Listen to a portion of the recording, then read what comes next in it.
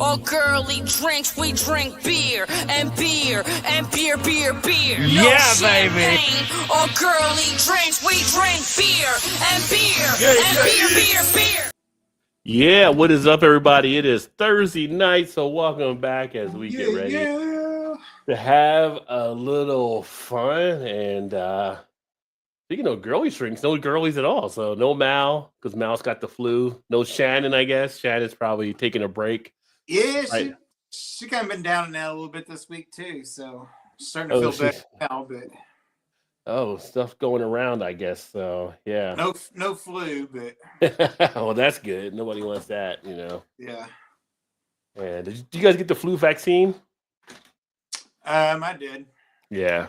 I got it at work, so they do it at work. Yeah. Our company, if you're there at the home office, they bring people in, so they'll do it at the office for you. But yeah, that's what we do. That CVS. I think they do it for the whole building, actually.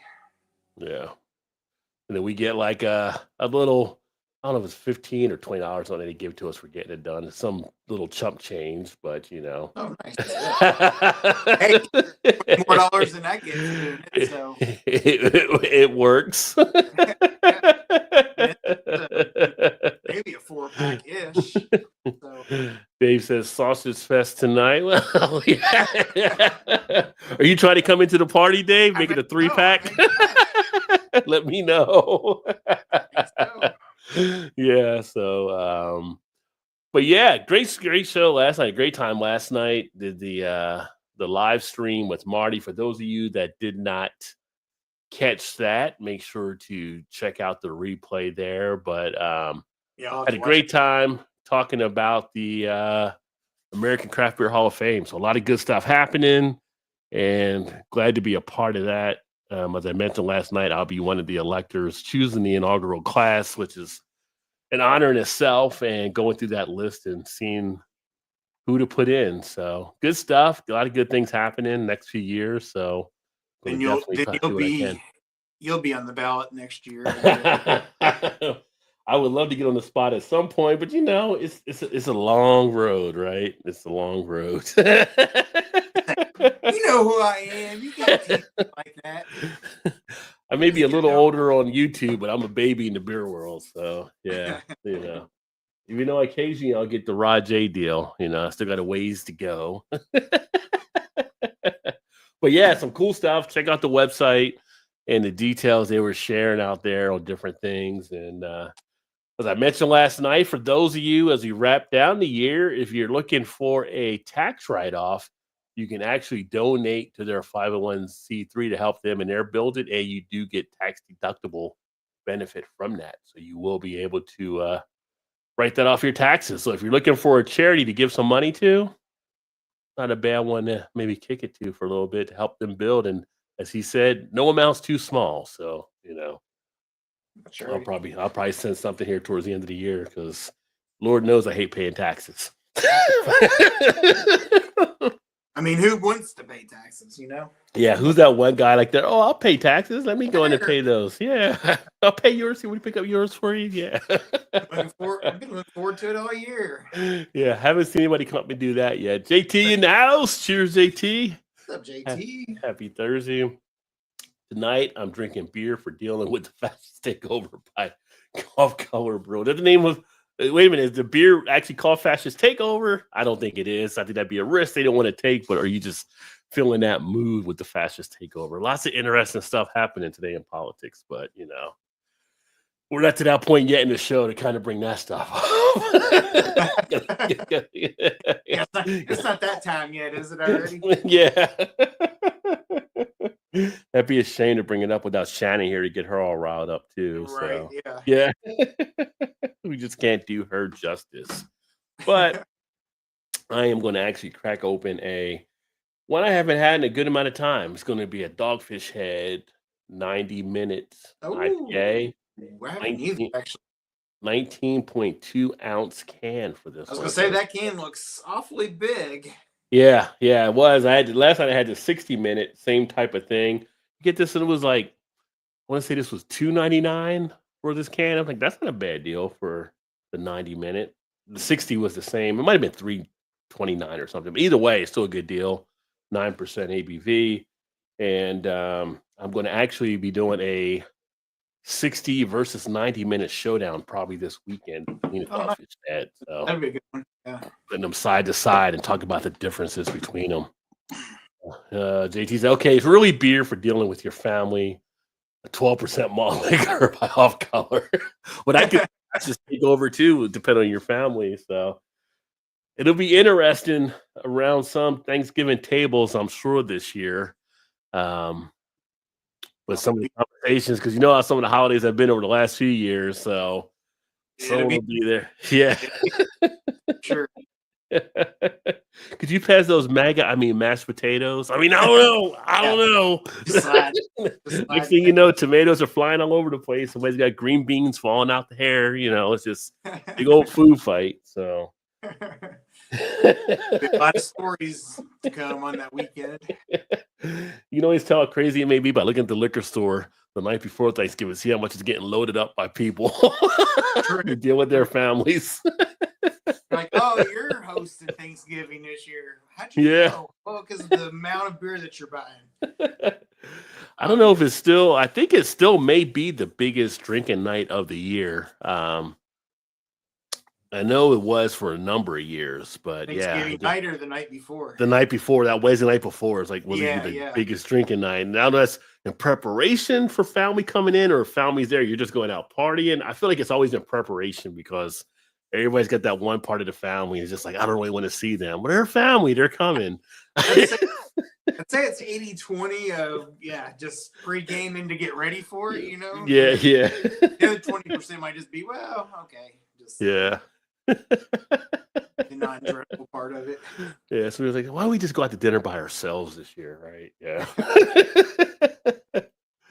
Oh, look at the can art on that beer. It's hilarious. Okay. Yeah, so the one for the dealing with your family from Off Color. Off Color has some pretty interesting. They're always like, I think, the black and white sketch drawings on their beers, I believe, from the last ones I've seen from Off Color. But good brewery out of Chicago. So yeah, they took JT and Liz we were up there last year.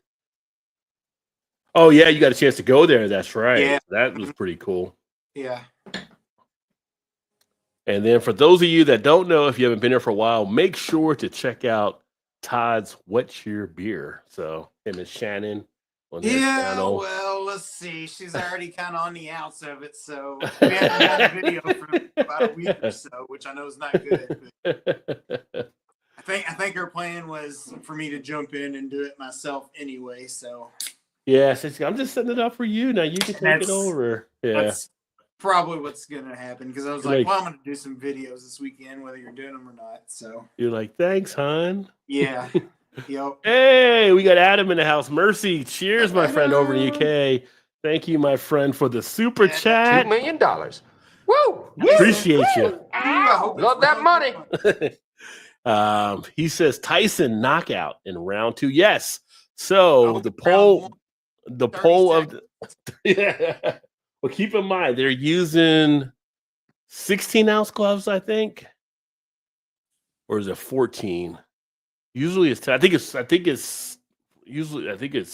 think it's 16. It might be using. So it's got a lot more fluff in the padding, so you don't hit as much. And they're doing 2 minutes. I saw something, and I'm not sure if this is true or not, that he can tag his brother in to fight too. Who, Logan? That's not true, is it? Not that I'm aware of. Nothing I've seen there. But I know there's a lot of rules that's stacked against Tyson, though. Yeah. Well, they got that. They got the 2-minute thing. There's no headgear. There was a couple other things, but really the big thing is really the rounds and the size of the gloves. I think were the big things that came into play. So, but on the poll, I've got, and I wish you could do more than 4 things. And I thought about it, like there really could be more than 4 answers, but I was kind of stuck. So I just had knockout by Paul or Tyson. I have majority decision by Tyson or Paul, split decision by Tyson or Paul, and then a match ends in a draw. So 25% in the draw, 75% in the knockout. If you think it's a knockout, let me know who you think the knockout will be by dropping it in there, just like Adam did with Tyson getting a knockout in round 2. I want to Yeah, I want to. God, I hope he doesn't beat Tyson. Oh, I hope he doesn't beat. I like when they were doing all the different memes out there, and they had the one from Punch Out, and they had Jake as like the character where you're fighting the boxers. Then they had the Tyson. My friend was telling me he's like Glass Joe or something. Yeah. I didn't see that, but my buddy was telling me about it. I was like, oh, I totally missed that one. It was like somebody had the caption like Punch Out new, and had the picture. It's like the Simpsons. The Simpsons foreboding what was going to happen.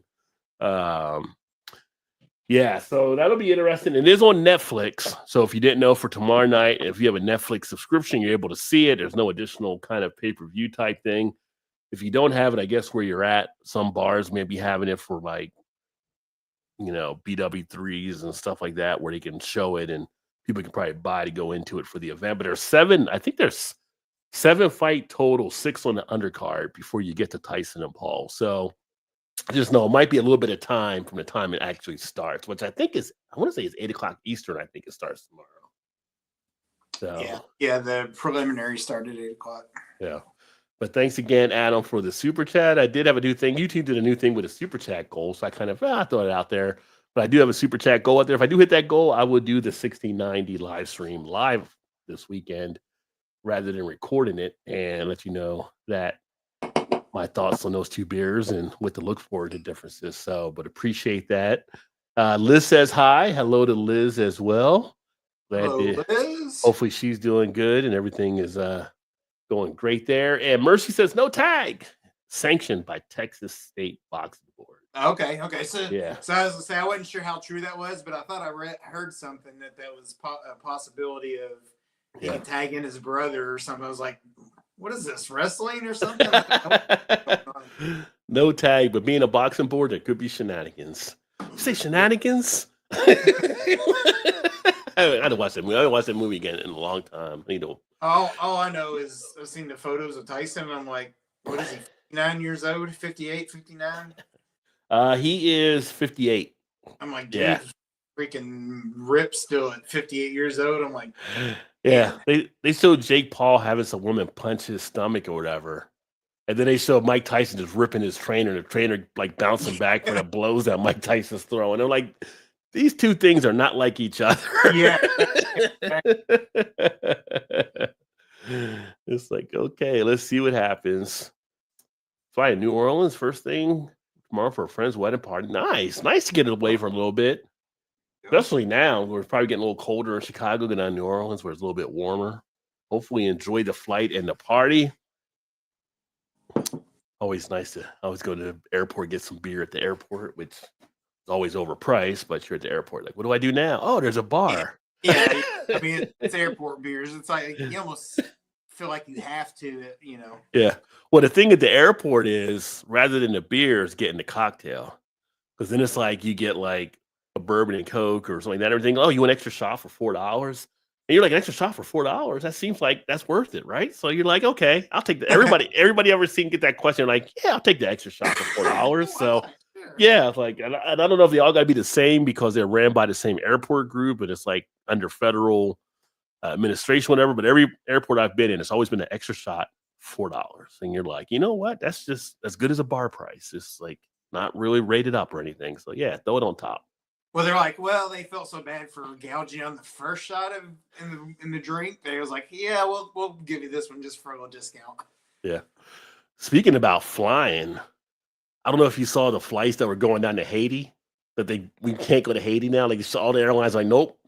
Spirit went down there and got shot up, like literally shot up with rifle fire when they were trying to land, and they like abort land, and they were taking on fire. American Airlines then got shot up on one of the airplanes. Jeez, nice. And then JetBlue got shot up. Nobody was actually hurt on the planes themselves. Spirit, they did get bullets kind of coming into the cabin, but the ones for American and JetBlue did not have that happen. But it was like, yeah, like Haiti, you're off the radar now. You guys are on your own down there. It's like, what the hell is going on? Like, we know there's a revolution taking place and the gangs control stuff, but can't even land an airplane there now.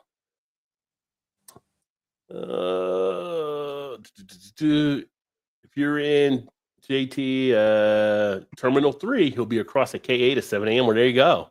Yeah, if you're in there, check out Dave because he'll be working. Yeah, both of those. And then UK airport bar price are ridiculous. £7 for a terrible pint of Guinness. A terrible. Or Charles Barkley. Yeah. Terrible. It's giving the Charles Barkley terrible. That's just terrible. Yeah, and they're trying to cut back on your ounces and pints. You don't even know if it's a true pint anymore. Yeah, They're trying to limit in the UK. They don't want y'all drinking. Y'all get too drunk. It's like Dave Chappelle's skit will get you drunk. Yeah. Not having a 90-minute in a while. It's definitely a nice one to feast on. And Sam, Dogfish Head, Sam Calione, he's on the list too. So makes me want to pick one up now because I haven't had one of those in a long time either.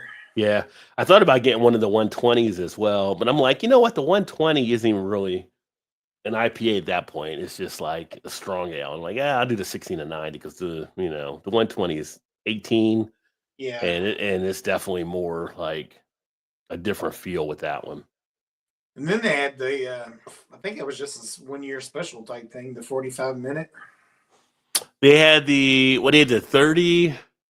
Did they have a 45? Yeah, they had a 45 and a 61, I think. And a 75 too. Oh, 75 also? And a 75 as well, yeah.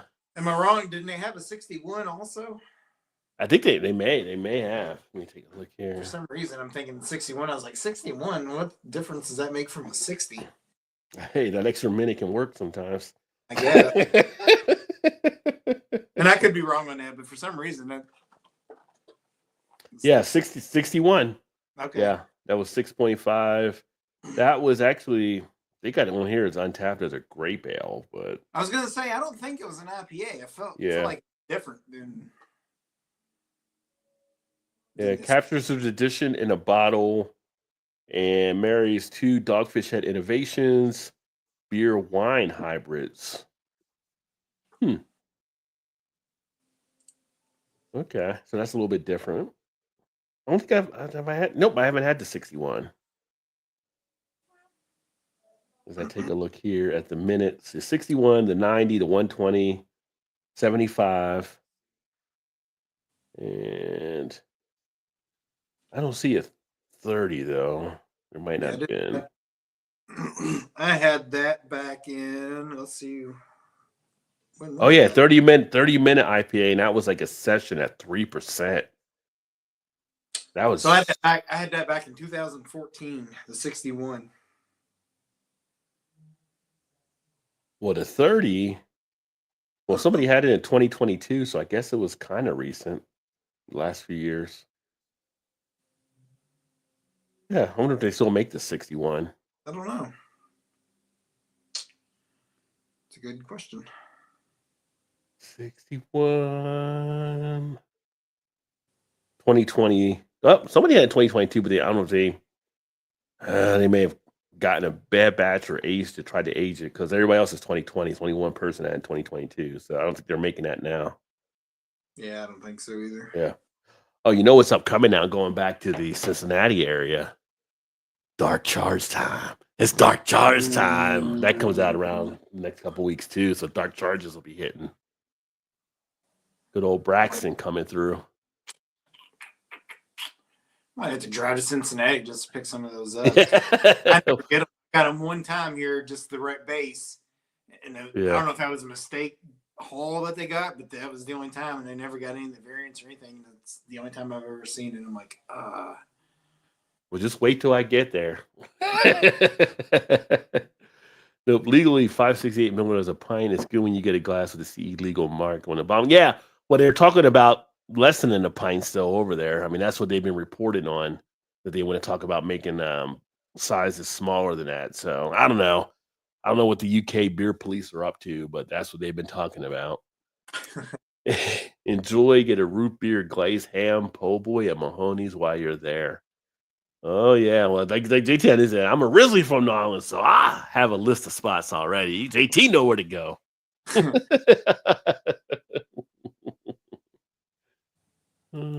Everson in the house, up Rod Todd. Cool Dot zone. No chicks allowed. Let testosterone reign tonight in solidarity. I'm only wearing tidy whities and gym socks. Let's do some manly drinking. Cheers. There you go, Emerson. Yeah, the women are not here tonight. Mouse got the flu, and Shannon's just getting over a little bit of what she's dealing with. So, yeah. 60-minute draft of 2014 and a 90-minute in the 2020 bottle. Have you had the 120, though, Adam? That's the big boy of them all, 18%. What is up, Arizona? Great to see you, my friend. Happy Thursday to you out there. Y'all check out Arizona. Make sure to check him out. Hopefully all is going well on your end. Hey, Emerson. My chick is watching too. Well, Liz is there watching, so yeah.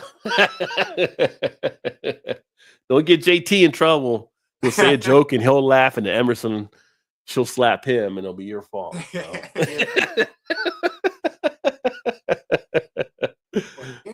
Damn it, boy. But, one thing to get into as we're drinking the beers and stuff, because this is just me and you and all of our people watching, of course, we're all pretty much big college football fans. Let's talk the college football playoff. Will you want to talk that real quick? Because that's kind of got some interest there. I know you're a college football fan. I'm a college football fan. Yeah, but I actually got something to cheer for in college football for the first time ever in my life, I think. So we had the first schedule drop for the college football playoffs. The first 12 teams. Right-hand corner. Taking down Allen's team. Look at that. Arizona with the OH coming in, right? So kind of an interesting layout. Obviously, which people have noticed who is not there, right? Who do you think that is? Michigan, for one. No, they're having a rough season. They got 4 losses. So, well, Georgia, yeah. So Georgia not being on it, even though Georgia is ranked 11 in the AP poll because of the way the way it's structured. Yeah. Oh yeah. This year, yeah. Yeah, Michigan got no shot. No. They'll be like a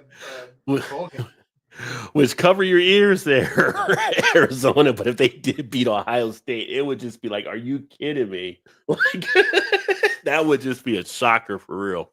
But Georgia being out, even though they're AP ranked number 11, the way it's set up, you've got the power for the top conferences get automatic.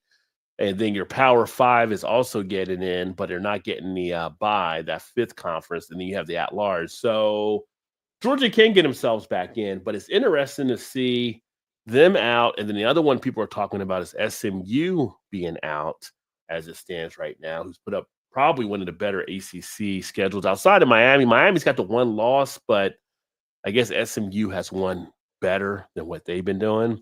So it'll be interesting to see. I feel like Miami's probably not going to lose again after getting that out of their system. But it's kind of interesting because now you start getting a feel with the 12 teams. It's almost like the basketball brackets, right? Like I feel like there's going to be some betting sheets and stuff out there. I totally forget Oregon's Big Ten now because we didn't play them this year. And I'm like, how's four of the top 5 teams are from the Big Ten? And there's not one in the 4, and I'm like, oh shit, it's Oregon. I totally forget Big Ten. Yeah. So interesting. I mean, right now, BYU, Big 12, they got it to control, although a lot of people think Colorado is going to possibly catch them. And if Colorado catches them, Colorado would be in. It'll be interesting if they get down the line and Colorado wins out. I don't know if they play BYU this season or not. I think maybe they do, and that's why people are saying they might have a shot. But if they don't, they may be the ones left out as well. But that team, those Sanders boys and Travis Hunter, I mean, they're putting up some numbers. But Ohio State, Boise State could be interesting. That Ohio State defense against basically probably the best running back in the country with Gianti, from what we're seeing, that's got a good shot at the Heisman. Notre Dame and Tennessee could be interesting. Right now, your boys, Indiana, that's tough against Alabama. I mean, even if Alabama's having a down year, that's still a tough draw, right? And so, that's what I'm wondering. I'm like, how good are they really? Because their schedule's been pretty bad this year for the most part, I guess you'd say. Although they don't play Saturday, but then the following week they do play Ohio State at Ohio State. So we'll see how that goes. Yeah. Not saying they'll beat Ohio State, but if they can just keep it competitive, then like, okay, they can probably play with pretty much anybody. Shout out to KO in the house. Welcome, my friend. Ducks fan here. So we got an Oregon Duck in the house. There we go. But also, it's interesting if that actually holds true and they play Bama in the first game. You know, that's where Signetti coached, Indiana's head coach. He was learned under Saban for years. So yeah, the current Saban protege versus a former one. That'd be interesting. TV ratings would love to eat that up for sure. Right. As I say, that'd be kind of interesting to see how that goes. Yeah. I mean, with Bama, if you can control Milroe, you got a good shot, right? But that freshman receiver they got is pretty tough. And also their that freshman defensive back is pretty tough. They have that saved them when they played Georgia in that game when they beat them. I don't know. I feel like Texas, they'll get it if they win it, but it's kind of like Texas is still a little, I don't know. I feel like they're still a little suspect to me. I don't know. At number 2, I don't know. It'll be interesting. But PSU and Mississippi, I feel like Ole Miss has a good shot at knocking out Penn State if it were to hold as it is now. Because we know that their coach folds against the better teams, it seems. So the other one that's kind of like BYU. Yeah. Because if I'm not mistaken, I thought they compared their schedule to like Indiana's schedule as far as the toughness of it or whatever. So I don't, kind of curious to see how they're going to do also. I've been up late on some of the weekends watching some of the games out west, and BYU, they are some scrappers. They will fight you to the end. So I wouldn't put them past them to have a strong team that can deliver. And that coach is like one of those coaches that can be like, give me a uniform. I'm going out there on the field right now. Like, dude, you can't. You're the coach. Like, he's still got that energy about him. So he gets them pretty motivated. So it'll be interesting. So it's going to be what, a 4-weekend playoff then? Is that what it is? Yeah, because you have the one round, 1 weekend. The next one's the second. Then you have the third, and then the fourth, and the championship's probably 2 weeks after that, right? So 6, I think. Well, Am I right? Am I reading that right? Are they going to have a week off again? No, it'll be 4. It'll be 4, but you're probably gonna have a week in between. Because I think the championship's going to possibly be either that last week in January or first week in February. Because I know Super Bowl's getting pushed back, I think, because of the championship. Oh, okay. Yeah. So I didn't know if they'd take that week off or not. I was like, they might as well just go ahead and just play them, 4 in a row. Like, why have a week now? Well, you gotta let them kids heal. I mean, they're gonna be getting smacked around there, the ones that make it through. So, I mean, they're used to getting to a bowl game and being done. Right now, you got a few more weeks if you win. So, yeah, I mean that's true, I guess. But yeah. And suck it up. JT says, but I feel bad for those college athletes having to miss all that class time to play extra games. Yeah. They'll be all right. Get them NIL deals, get the extra promotion out there. Or said, nope, never had the 120 or the 30. We don't get distro dogfish here yet. We are swimming in Mortalis and Equilibrium. And you guys will get Treehouse over there too, which still blows my mind. And then KO says, November is always a wild month with a bunch of upsets. I'm all for the 12 teams. Of course, it's insanity trying to figure out the best teams. Doesn't matter what you expand to, right? Yeah, so right now, with 12 in, people are saying, what about Georgia? What about SMU? Like, people think they should be in the hunt there as well. So, and then got Colorado. Colorado's outside there too. So we're not there yet. We still got to go through a few more games, got the rivalry weeks and all that kind of stuff. So anything can still happen, but it's kind of impressive looking at this first map on how it stacks up right now. Cause we got 1, 2, 3, 4 SEC teams. And then we got 1, 2, 3, 4 Big Ten teams, right? So that's 8 of the 12 are coming from 2 conferences. Yeah. Notre Dame is an independent. Boise State is the Mountain West. So that's another separate one. And then you got BYU as Big 12. And You know what I was gonna say? Are they Mountain West also? But yeah, Yeah, they are. yeah. BYU's Big 12 for who they are. Yeah. Who'd I miss then? We have more than that. We have Ohio State, Yeah, Oregon. Miami in the ACC. Yeah, ACC. We got Miami. There's only one ACC. That's what it is. That's Yeah. what threw me off. Yeah, yeah. Only one. You only get one ACC. So how are you a Power 4 conference again? You only get one team. And then you got Dame, who's not in anything. So yeah, football wise, anyway. But yeah. So yeah, so that's kind of interesting. So I just thought I'd get your thoughts on it and see what you thought about that coming up and showing your boys out there in the mix, which is they're not playing basketball, they're playing football, and Indiana's in the house. Everybody said all of a sudden now we're a football school, so you know. Yeah. Of course, so I guess if we were going to lump Notre Dame, you'd lump them in the ACC, I guess, because of basketball, even though they're independent football, which still makes no sense. But yeah. Well, JT's also, and I don't see LSU in the mix. What the heck is college football? Yeah. Well, LSU, after getting mud stomped this last weekend, yeah, they're pretty much done now. So I'm sure Brian Kelly will find other people to blame besides himself too, because that's just how Brian Kelly does. But yeah, they're pretty much all out of it. There's no way they can bounce back. Which that was the first night game they've lost at LSU since he's taken over. So that was interesting too. I'm trying to think of what was it like. I forgot what year it was now. It's been years. Yeah. I mean, since he became the coach, I mean, it's just they didn't lose it, which I like Death Valley. Those night games are pretty awesome to watch.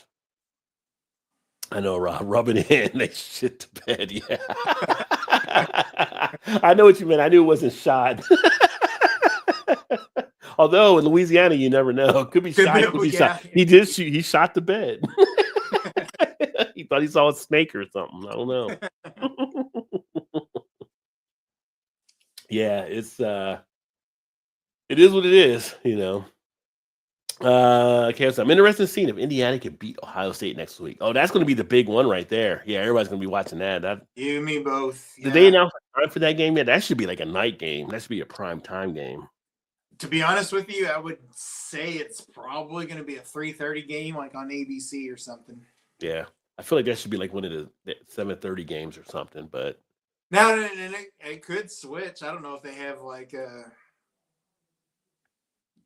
the kind of depends on, like they do in basketball, where the flexible schedule or whatever. Well, they're usually Big Ten is usually on ABC, so it could be that scenario. See if I see anything here. That's the thing with football is they usually don't. I noticed with Indiana anyway, they don't usually have the time for that game until like. Oh gosh, they've got it actually set for noon on November 23rd. At noon. Yeah, high noon. Damn. As it stands right now, so unless they make a change, that's where they're going to actually be.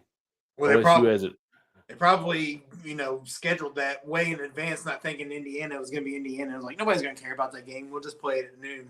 Yeah. Yeah. Well, they changed another game earlier this year. I know. I forgot who it was that played, but they had moved their time. OSU has a trap game upcoming. They play Northwestern this weekend? I mean, as soon as who they're playing at Wrigley? State doesn't trip up, you're going to have it's going to be two top 5 teams.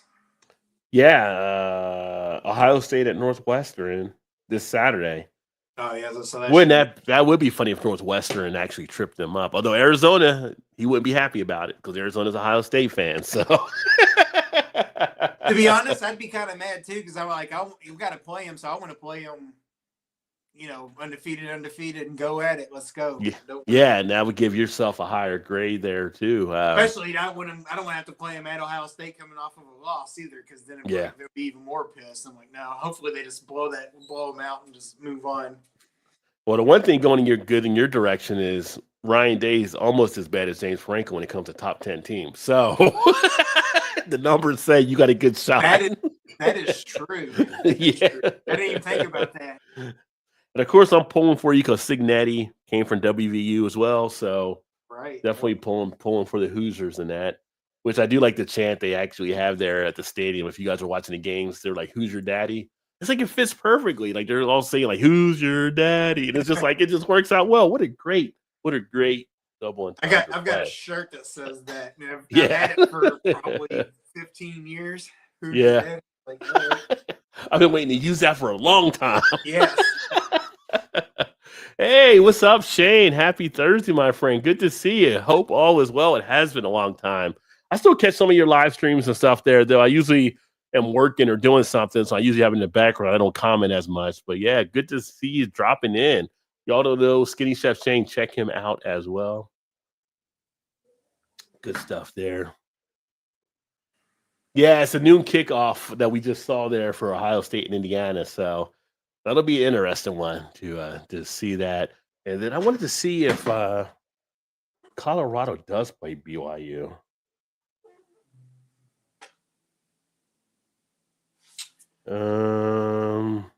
Because not all the Big 12 teams play each other.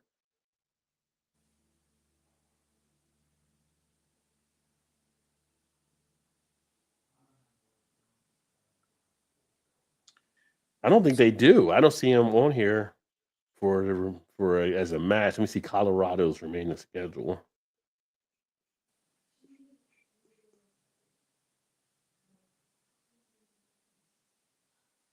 I know Colorado has a favorable schedule they were talking about. They do not. Who's Colorado have left? BYU plays Kansas, Arizona State, and Houston. Oh, shit. They got a good shot, too. Colorado has Utah, Kansas, and Oklahoma State left. So Colorado could run the table. BYU could possibly run the table as well. And if both run the table, then Colorado's probably out unless somebody else slips up, like a Boise State or something like that, and they get a spot there, or Notre Dame slips up again. Yeah. Doesn't Notre Dame have to play Army? I think they usually always play Army and Navy. They used to anyway. Because that might be a game that gives them trouble. Yeah, okay. Notre Dame plays Army next weekend. I was gonna say that was usually always right around Thanksgiving. I thought. Yeah, and Army's still undefeated, so they could sneak up and get Notre Dame. That'd be interesting. That would be. And then it's like if Army did that and Army was winning and finished undefeated, you'd have to get Army into the playoff round, wouldn't you? At some point, like.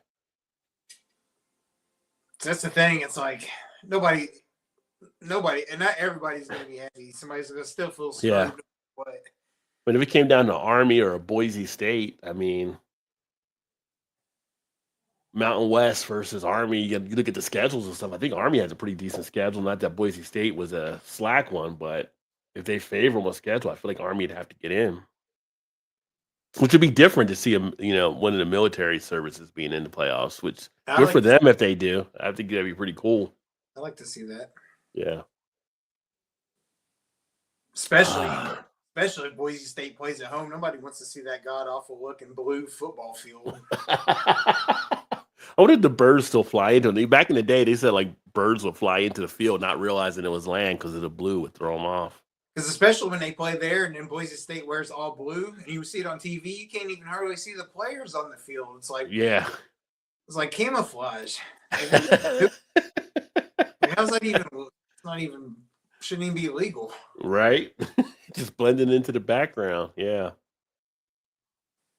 Notre Dame has to play USC the next week. They're not great this year, but they've had a few good games. Let's face it. And when I saw them against Georgia Tech beginning of the year, Georgia Tech actually is a good team. That's why I'm not as surprised they knocked off Miami. But Notre Dame can definitely not be focused at times, and they could slip up, USC would love to beat Notre Dame on that rivalry, too. Georgia Tech don't still run that old wishbone style. No, they finally retired all that with the coaches. That's what I thought. Yeah. That's what makes them now more dangerous and stuff. They're not just doing that stupid wishbone and just like taking up space on the field. They actually have a pro set offense. They move the ball around pretty well, so I give them that. But yeah, so that will be some interesting stuff to definitely check out and keep an eye on. But Yeah, with that poll coming out, definitely had some eyebrows raised this week. Let's see here. Oh, and for just an update for me, as far as the stuff I'm doing with the brand, for those of you that do follow me on X, formerly Twitter, I'm actually going to be deactivating that account over there tonight. So, I mean, if you're here on YouTube, you'll probably follow me here anyway, but I'm still on all the other stuff, Facebook and Instagram. They got some crazy stuff. Elon's kind of running that into the ground over there. And Of they're doing course. they're doing a whole new AI thing. You have to sign up for it goes into play tomorrow and can take all your stuff and blah blah. It's just like, you know what? I'm out. I'm just tired of and I really do have too much social media as it is to keep up on. So X will be the one on the chopping block tonight if you are And just following think, me. we're gonna get to see him run all kinds of other shit in the ground for the next 4 years. Well, that could definitely be a possibility, depending. Whatever. If he gets a spot in the post, I mean, Trump's like Oprah right now, just handing out everything to everybody, pretty much. Yeah, he is. So it's just like, oh, you need a job? Okay, here you can be this. like you get one, you get one, you get one. Yeah, Your job. I'm looking for somebody. You qualify. yeah. You can spell your name. You're hired. Yeah, so that'll be interesting. But yeah, I mean, Twitter, X, whatever you want to call it. I never really got upset or anything like that when Elon took it over. Like some people got upset or kind of like a troll factor. I mean, I still did stuff on it, but just like this new thing they're doing with the AI where it can take any of your material on there and automatically use it for stuff they want to use it for and different things. It's like, that's just too much control. And then trying to now share stuff in the X, it gets blocked because you have to be like a paid subscriber to do stuff now. So they're trying to shake down everybody. It's like, you know what? I don't really need it that much. I got a lot of good followers over there, but I'm like, join me on the other sites. I have it, but to be honest with you, I hardly ever get on there and look at anything. So I honestly probably should just deactivate it and just jump off of it too. Yeah. Because I really don't use it that often anyway. So yeah, I know a lot of people have been jumping on Threads because they've been seeing an increase. I guess people jumping off of X or whatever, but that's even that's probably more than I even need. So I probably do this. The only thing that makes Threads easy is I can just click on Instagram. Okay, share the Threads. Because they own them. So it's kind of like, oh yeah. Outside of that, so many different choices. Back when you only had MySpace, there was only one choice. And the only choice you had to make on that one choice is which song do I put on my page? Because that was a careful choice you had to make. You had to set the tone when people came to your page. Yeah, that was defining moments there, choosing the right song. Do you remember what songs you used when you did your MySpace? To be honest with you, I never even had an account on it. Oh, really? Not at all? Shannon did, though. I think she told us before, right? Yeah. Yeah, she did. She did, but I never did get one. Yeah. Yeah, I had one. My song was Welcome to the Terror Dome by Public Enemy. That was my song when you came on the page. Sure, I can't remember. I don't know what she had on as hers, but because we were, that was when we were dating and living in our apartment. She had her account then, but I just never got one. Well, I know if she had one now, it would be some Taylor Swift song. So I'll guarantee it. Much as she loves Taylor Swift there. Absolutely. Yep. Other news happening, as some of you, as I mentioned last week and talked about, I will be heading back with the wife to Cincinnati in a couple of weeks. And just today was set Winter Beer Fest. Cincinnati is set for 2/1, a little earlier this year, I think. Ooh. Tickets will go on sale tomorrow, but this year it's going to be undisclosed where it's going to be at. So it's not Duke Energy Center. It's going to be another venue they're going to use. And if you want to go to the Cincy Beer Fest, if you are going to Cincinnati, the Winter Beer Fest site, or on the Facebook page, whatever it was, if you can guess the location and get it right, the first one gets free tickets to the Beer Fest. So I'm actually looking forward to getting back to that and seeing how they're doing and all the different beers and stuff. So mark down that date, Todd, you and Shannon, 2/1. Oh yeah, is when that'll be. It'll be that weekend. Are you buying a ticket tomorrow? I won't buy tomorrow. What I may do is look, and I actually sent him a thing. I might try to get a media pass for it. If I don't get a media pass, I might volunteer, or I might pay. So I haven't decided yet. But that 2/1 is a Saturday there, so yeah, looks like they're just Are maybe doing it the one day. Mhm. Are they doing it in the day, in the morning, and at night? Usually they do. Usually at the day Yeah. session and the night session, right? Yeah. Yeah. So I'm because I could go to the day session myself, but Yeah. Yeah. if they do a night session, I'll go to the night session. I got to let the Kentucky Brew Crew guys know because they're going to come up probably for it as well. I think so. Hopefully, get a chance to catch up with those guys and then some of the other people throughout the area. But it's a great time. If you want to go to Cincinnati and see a good beer festival, that's the one to go to there outside of Oktoberfest. Those like the two big ones. Yeah, that's a great one. Yeah. Yeah, get you a media pass and Yeah, if I can get the media pass, they had a thing for their email on some of the deep sites. Sent them an email like asking them like get some behind the scenes footage and stuff like that and everything and stuff. So we'll see. We'll see how they respond. If not, I got no problem either paying or and then you volunteering. got to tell them like, well, I need to get one in for the sidekick too. So Yeah. I need 2, please. I need 3 because Shannon, right? Let me see here. Notre Dame. Oh, yes, need a C. And then 450 alphabet federal agencies. And Elon is going to thin the herd with Vivek. Department of Government Efficiency. Yeah. Yeah, Vivek. It's interesting because, Veterans Day was this week and he's talking about like cutting veterans jobs. Hey, good week to choose that topic. So yeah, right. yeah. Thank you for your service. You're fired. Yeah. Oh, look, your time's up. Yeah. And then, hey, Vanessa, happy Thursday. But we take someone like our friend Vanessa, who hopefully you had a great Veterans Day too. Vanessa, by the way, who's one of our veterans.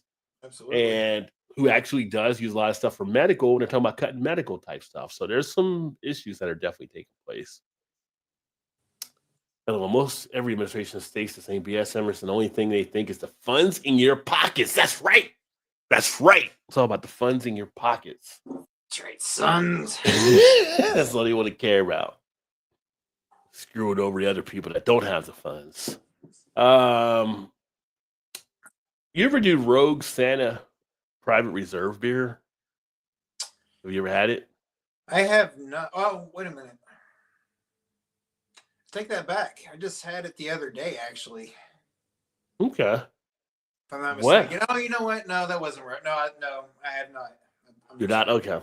It was, Well, a friend of mine. He got the Boulevard. It was the Boulevard when I was thinking of. gotcha. With Boulevard's pretty good beers. Well, Rogue, which you don't see a lot of, I still don't see a lot of Rogue. I see Dead Guy Ale around, but I don't see a lot of the other stuff as much. But they did announce this year's winter seasonal Santa's Private Reserve will be a mocha-inspired stout collab with Portland Coffee Roasters. And I didn't realize this, but they do a completely different one each year. Okay. I didn't know they changed it each year. So I've had some in the past, but never, I guess, took into account that they're changing it up. So if you like mocha, this would be a nice one to get to check out. I don't know that we see. Ever since the guy that runs the liquor stores around here now took over, I don't know, a year ago maybe at this point, the beer selections have just been not good. Not like it used to be. He's probably letting the distributor choose or something like that. It's probably just, I don't know what's going on. Yeah. Either that or I'm just on the outside of the loop and not realizing that some of the companies have stopped distroing to here. I don't really know, and that could be part of it, but yeah.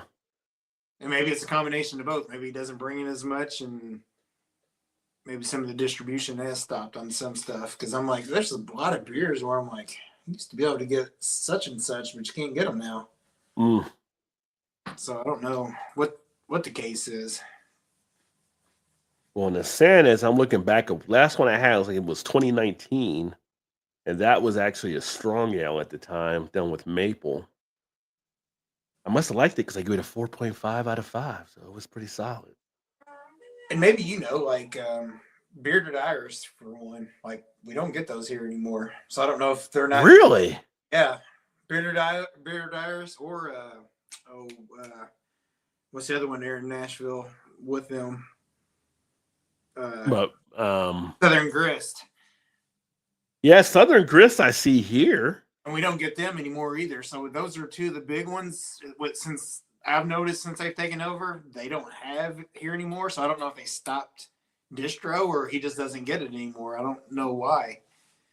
Because I was actually went in to look for home style one day because like, man, I haven't had that in a while. I want to get that again. I'm like, shit, where's all the other, where's the other bearded iris and stuff at? And they didn't have none of it.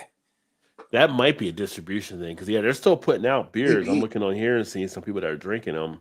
And I know that the other one you mentioned, not bearded iris, but Southern Grist, we get their beers up here at some of the spots. Yeah. So maybe that's just one of the distro things. I'm not really sure, but I've noticed a lot of it's kind of dropped off for sure. Yeah. Of course, now I'm moving away from the East Coast and where I'm going back to Cincinnati. I may have to make one last pickup to bring stuff back from other half since I won't be getting that as much possibly. Oh, although, yeah. Yeah. Although once we get back and they got distribution to Jungle Gyms now or something, I'd be like, oh, it's here now. Well, we were there about 3 weeks or a month ago. They didn't have it yet. But yeah, Okay. they'll follow you into Ohio. Yeah. I'd be like, I'm gonna need you to get some of that other half, please. Yeah, hey, I'll send you some money and pick some stuff up and bring back with you. Yeah. I can drive and get it from you. So. Yeah. Let's see here. I'll pay you for that too. So yeah, privatize every entity in the government. Well, how is the electric grid situation working out? Well, depending where you're at. No, we know in Texas it does go in and out at times. Via system my life directly our several other good times. friend no longer sends it out anymore. Joe. Names. Joe's been like a ghost. I don't know, where is Joe? Where if we would have seen him in Niagara Falls, I would have believed he was still around. Like, Joe, where are you at? So we sent an SOS out to Beer Patrol. Yeah, smoke signals. Oh Where yeah. Where are you at? Yeah, you definitely have benefited from the VA system for sure, Vanessa, as we know from some of the stories there. I have. It's been a minute though. I'm in Oregon. They're still trying a lot of new things, which I haven't had yet. Okay, so you're seeing some of the rogue. Well, you're right out there with them though. But here on the East Coast, we used to see a lot of rogue before. I felt like once they stopped really doing the bombers is when we started seeing less rogue. Like that's when it kind of got pulled back after they got rid of the 22-ounce stuff. That's a good point. You know what? I never thought of that, but that totally is true. Yeah, because we saw them all over the place when we had the 22-ounce bombers. Yeah. Yeah, they big time. Yeah. Maple stouts are tasty. I agree. Always like a nice maple stout. Totally in the mood for stouts too. I always wonder why it can take a while to get stouts in the stores. I was at a smaller bottle shop by me a couple weeks ago, and they only had 2 stouts. Wow. Only 2? Was it something where I wonder if they had like people that bought some of their stouts, or if it was something where they just didn't start getting them in. There are some people that prefer to drink it as we get into the late fall and winter. So maybe based on their demand, they weren't ordering them in yet because they didn't sell them as much. But with stouts, you can hold those for a while. You can sell those. You can hold them on shelves and all that kind of stuff. So it's kind of surprising they only had 2. Perhaps sizes shrink faster than my wool socks in the dryer. Package sizes. Yeah. If you still got your socks, sometimes the socks. Where do the socks go? You go in with 4 pair, and you come out with 3.5. What happened? Yeah. Where's that other sock at? The damn gremlins. I was wondering. I'm like, yeah. Well, let's see. As far as beer drinking goes, as we take a look at the medical corner, so. As the reason they call it practice for doctors, I think it is a practice. It's all a guessing game until they figure out what works, right? And Vanessa, you know what I'm saying. They always like prodding. They don't know what the real answer is, so that's why it's called a practice. Beer drinkers, through a recent study, has been said to have less healthy lifestyles than wine drinkers, according to the American Association for the Study of Liver Diseases. Lower quality diets, classically less active, and more likely to smoke. That's what this report said. They said people that drank wine were a little bit better off. People that drank spirits, a little bit better off. People that drink wine and spirits, a little bit better off. But us that drink beer, we were in the worst category. But I like to mix it up myself. So I'll drink beer and I'll drink spirits and I'll drink wine sometimes. But at the same point, genetics has to play into it as well. I think that, but do you think it's also the level of ABV? Because you're drinking wine, usually they're what, 12, 13, 14%.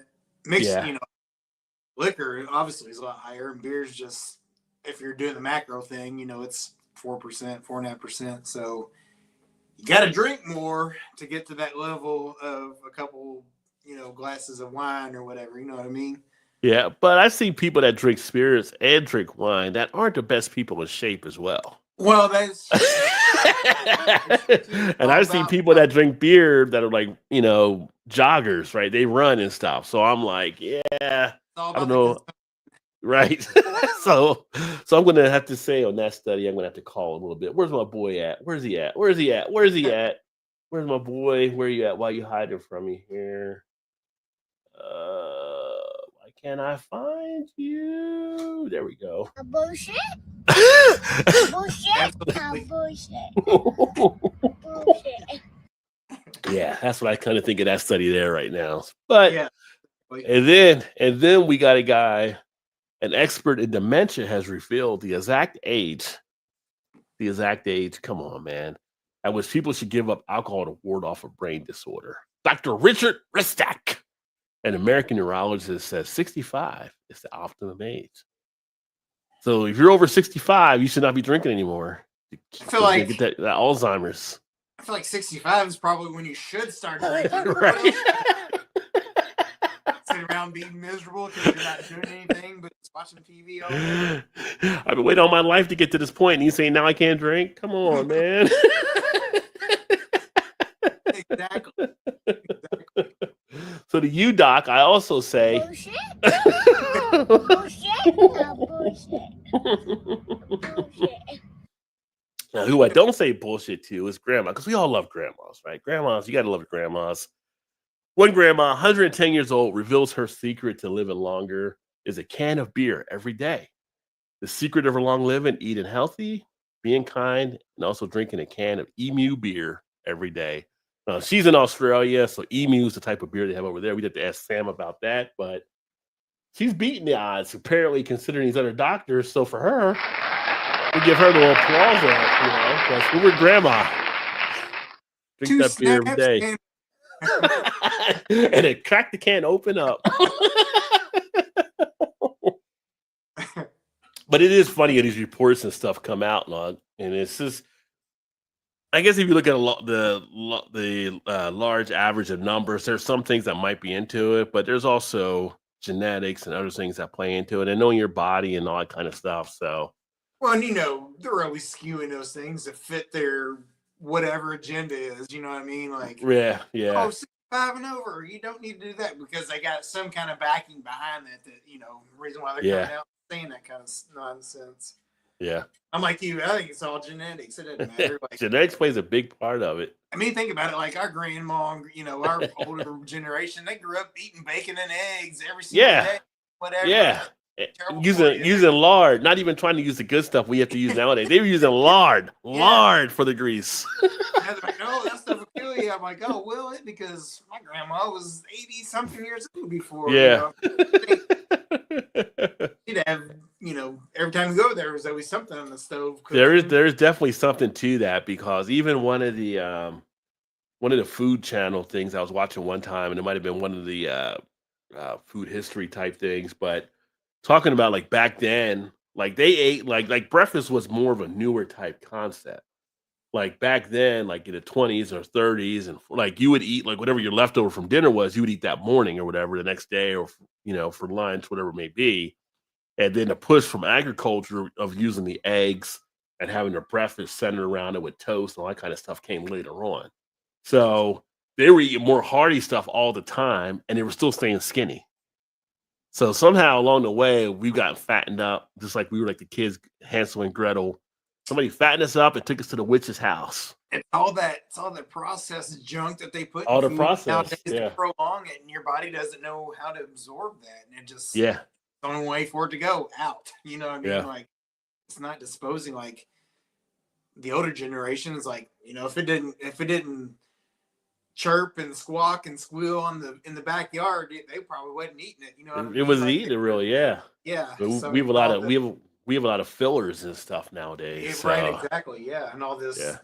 synthetic stuff, whatever they're putting in to prolong the shelf life of it or whatever Yeah. that you're supposed to eat anyway. So it's like, how are these things getting passed by the USDA or whatever to Yeah.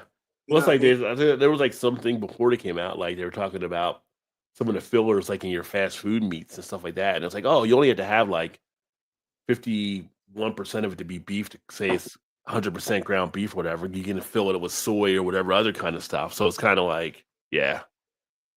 Yeah. So Yeah.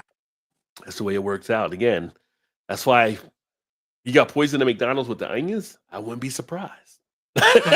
Yeah.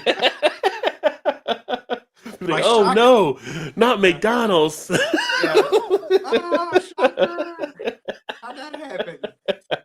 I never thought I'd take my life in my hands here. Really? Because McDonald's is that healthy choice you have out there. Yeah. Let's see. KO says, I got to run. Take care. Aaron's a business line. Well, great having you, my friend. Been a pleasure dropping in chatting with y'all. I'll be back sometime when I can enjoy a beer and chat more. Definitely. We do this every Thursday night, 8 Eastern, and then other stuff I do in the channel during the course of the week. So great having you, my friend, and I look forward to seeing you next time.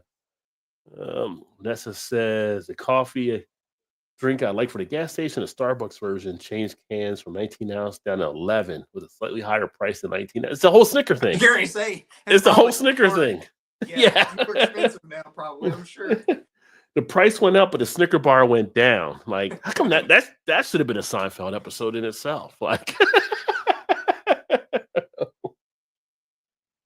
yeah, that's what Why am I happens. paying more for less food? Doesn't what? What are you doing? Like, you go to McDonald's, like, I swear, like, I used to get larger fries back in the day. Like, McDonald's, you get a large fry. The whole thing isn't even filled half the time now. It's like you get these large container and the fries are down in. Like, shouldn't it be filled all the way? It used to be filled all the way up and the fries spilling out. Have you seen the video where the guy goes in and buys a small fry, a medium fry, and a large fry? No. And he takes the large fry and empties it out, and the medium fry he puts it. Anyway, by the end, he takes the small package of fries and it fills up the container of the large fries. So like the same amount in the large as you're getting in the small, but you're paying X amount more. X for the amount large. more. Yeah. That's messed up. Yeah. And Yeah. I think it might be the packaging because you got to cram that stuff in, but in the box or whatever, you just throw it in and it's Yeah. nice and it looks more full, but it's not really, Yeah. It's Yeah, look it up. You should look it up sometime. It's interesting to see. It's like, no shit. Like, yeah, they're charging you an extra $1.50 for the same amount of fries. Okay. and what is it? Is it Five Guys that you get the fries and they put it in the bag, but they overfill it and stuff? Yes. Yeah. That's where you get the value. It's like things like that. Yeah. Besides the price being, you got to get a loan out to eat there to begin with. But yeah, Yeah. they do give you some fries, additional fries for sure. Oh, let me see here. Oh, I missed a few comments back here. Let me see.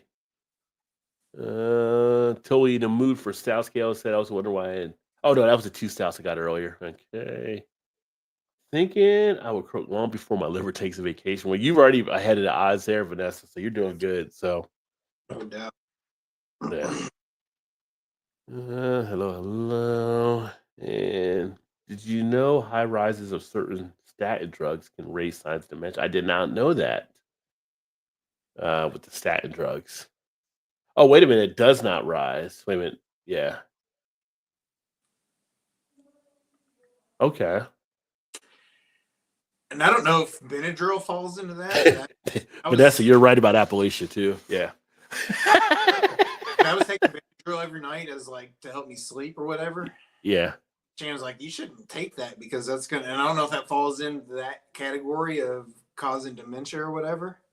Well, the statins are more cholesterol. So Yeah. I mean, Yeah. I cholesterol medicine. but too, if you take too much of anything, I guess. But if Shannon's Well, saying that being a nurse, it might be something with that too. for where it kinda- whatever reason, she's like, you don't need to be taking it like that every night. I'm like, Okay, so I stopped taking it. I don't use it anymore, but It might cause like some fogginess or something. I can't remember what she said it was now. It caused some sort of problem though. I'm like, well, Vanessa said, I think with the statin, your body can develop a disease that doesn't let you absorb nutrients properly. Yeah. Well, there's some stuff you got to, like, you go to some medicine and they'll tell you, like the pharmacist, well, don't take this within this time frame of this because they don't mix well together or something. So right. you would think the doctor will point that out since they have your record there. Like, I'm going to prescribe this, but don't take this with so and so, right? They might not tell you that. You go to pharmacists and they say, well, don't do that. Like, why did my doctor tell me that? My doctor ain't looking out for me. Well, and it's like those commercials you see. It's like at the very end, it may cause. Yeah. Like, well, I don't even want to take it. It's going to cause all those other things. And I'm going to have to get another medicine for this and that and that and that. I'm like, just go ahead and shoot me now. Just shoot me now. They do run through that fine print real quick. Your diarrhea. It's like boo boo boo boo boo boo. Your dick may fall off. Boo boo boo boo. Like, whoa! Back that up there. What did you just say about my falling off? And you may die. On to the next commercial. It's like, back that up, sir. What's up, Bart? Happy Thursday, Bart? my friend. Good to see you, brother. Salt pork and brisket, burnt ends, and a Boston baked beans, homemade. That sounds so good. So good. Yeah, I'll take that over all the medicines. That's got to be curing right there in itself. Speaking of brisket, so I was watching a TikTok video earlier this week. I told Janice about it as well. She's like, you know what? That don't sound too bad. There's a new hack going around. You go to Chipotle and you get like a bowl of like the brisket or whatever. You know, like the brisket, whatever meat you want to get, but like they were doing the brisket on there, which I am a fan of their brisket when they bring it back. But then you take it and you spoon the Chipotle out into the old El Paso taco shells. So you get that crunchiness to go with it. Because, you know, if you do it as a burrito, you don't have that crunchiness. It's a soft wrap. Right. And the tacos at Chipotle are soft, but you put that into that crunchy wrap. Like somebody had done like the Taco Bell spicy one or whatever. They talk about how much better it actually is to do that. I'm like, that's an interesting idea. Get the Chipotle bowl, put it in the Taco Bell shells. Huh. So there might be a little weekend project I may have to check out and see how that actually works. But yeah, that's going around and people are actually loving it. So her saying brisket made me think of that. Boardwalk fries spread all the way up here. Connecticut from New Jersey. Buckets of fries. Good stuff. Yeah, I always like a nice bucket. What's the one? Red Robin, where you have bottomless fries if you go there. I think so. Yeah. Bring as many fries as you want. Bottomless fries. They got good burgers at Red Robin. At least last time I've been there. It was years, but what I remember. We used to have one, which I just recently tore it down to make room for the Wawas. Wawas. Oh yeah, you do got the Wawas coming down. What, that Wawa hasn't opened up yet, though, by your mom's house? They ain't even got the frame. Oh man. Got people salivating and you ain't even done the know, work yet. I mean, they finally do have it like taped off with the banners up or whatever saying Wawas all around. I mean, they are doing some work to it, but there's no structure going up just yet. So I'd say my guess would be June-ish probably before it's open. And I could be wrong. I don't know how long that stuff takes, but I'm saying at this rate, it's going to be June before it's going to be ready. And that's on the Indiana side or the Kentucky side? Indiana. And is that okay? And then, not to mention, that's right by my mom's house. But then right down the street from us, they're putting the Wawas in also. So we got two coming in within 8 miles of each other.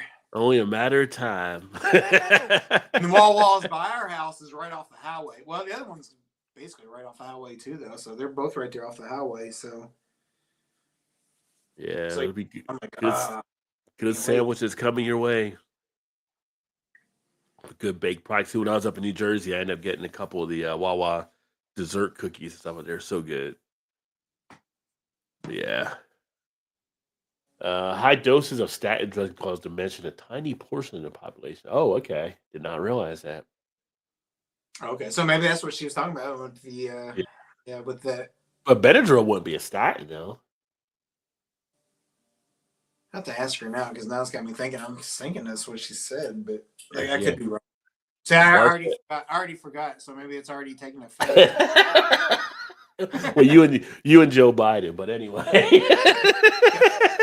Get that look if I just stared off into space. Like, what are you looking at? I don't know. You know, some of the stuff with Joe Biden like does stuff, and he like the reporters are yelling at him for questions and all that kind of stuff, and he turns around with that sly grin. I feel like sometimes he's just screwing with us.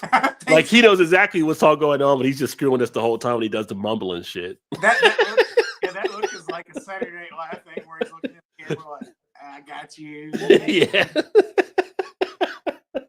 Don't think I'm this. Yeah, maybe it is a big act. He's just putting a show for everybody. I mean, after he's not running anymore, he's been talking just fine. Like he's out, all the pressure's off, he's letting it all out now. Yeah.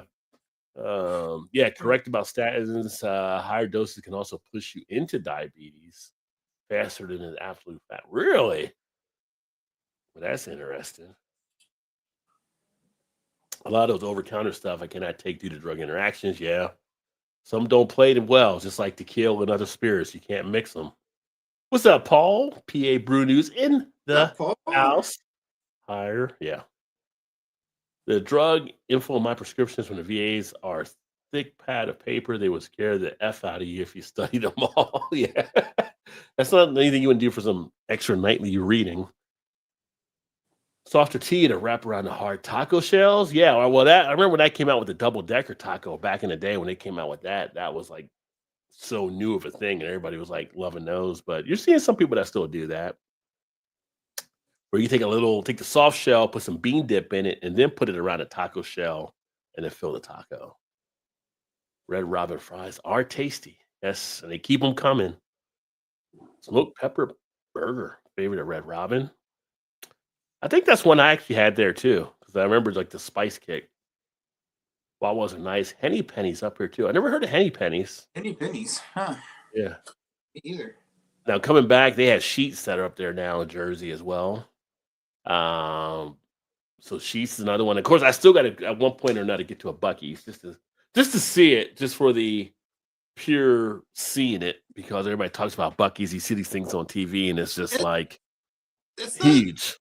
It's pretty decent. Shannon didn't like it, but she gets, she's overwhelmed by stuff. Anyway. Well, she said with so much stuff going on, she's like, I'm going back to the car. Yeah. I was walking around, she's like, I'll meet you out in the car. I'm like, what? She's like, yeah, I can't take this anymore. I'm like, okay.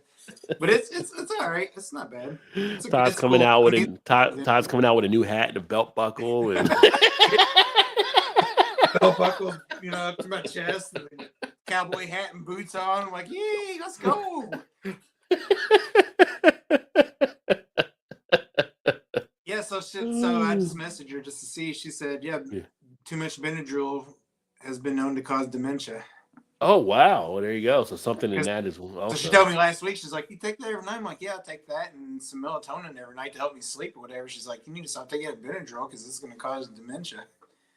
Or, has been known to cause dementia. I'm like, well, I don't need that because I'm probably going to get it anyway, but I don't need anything to help speed the process up.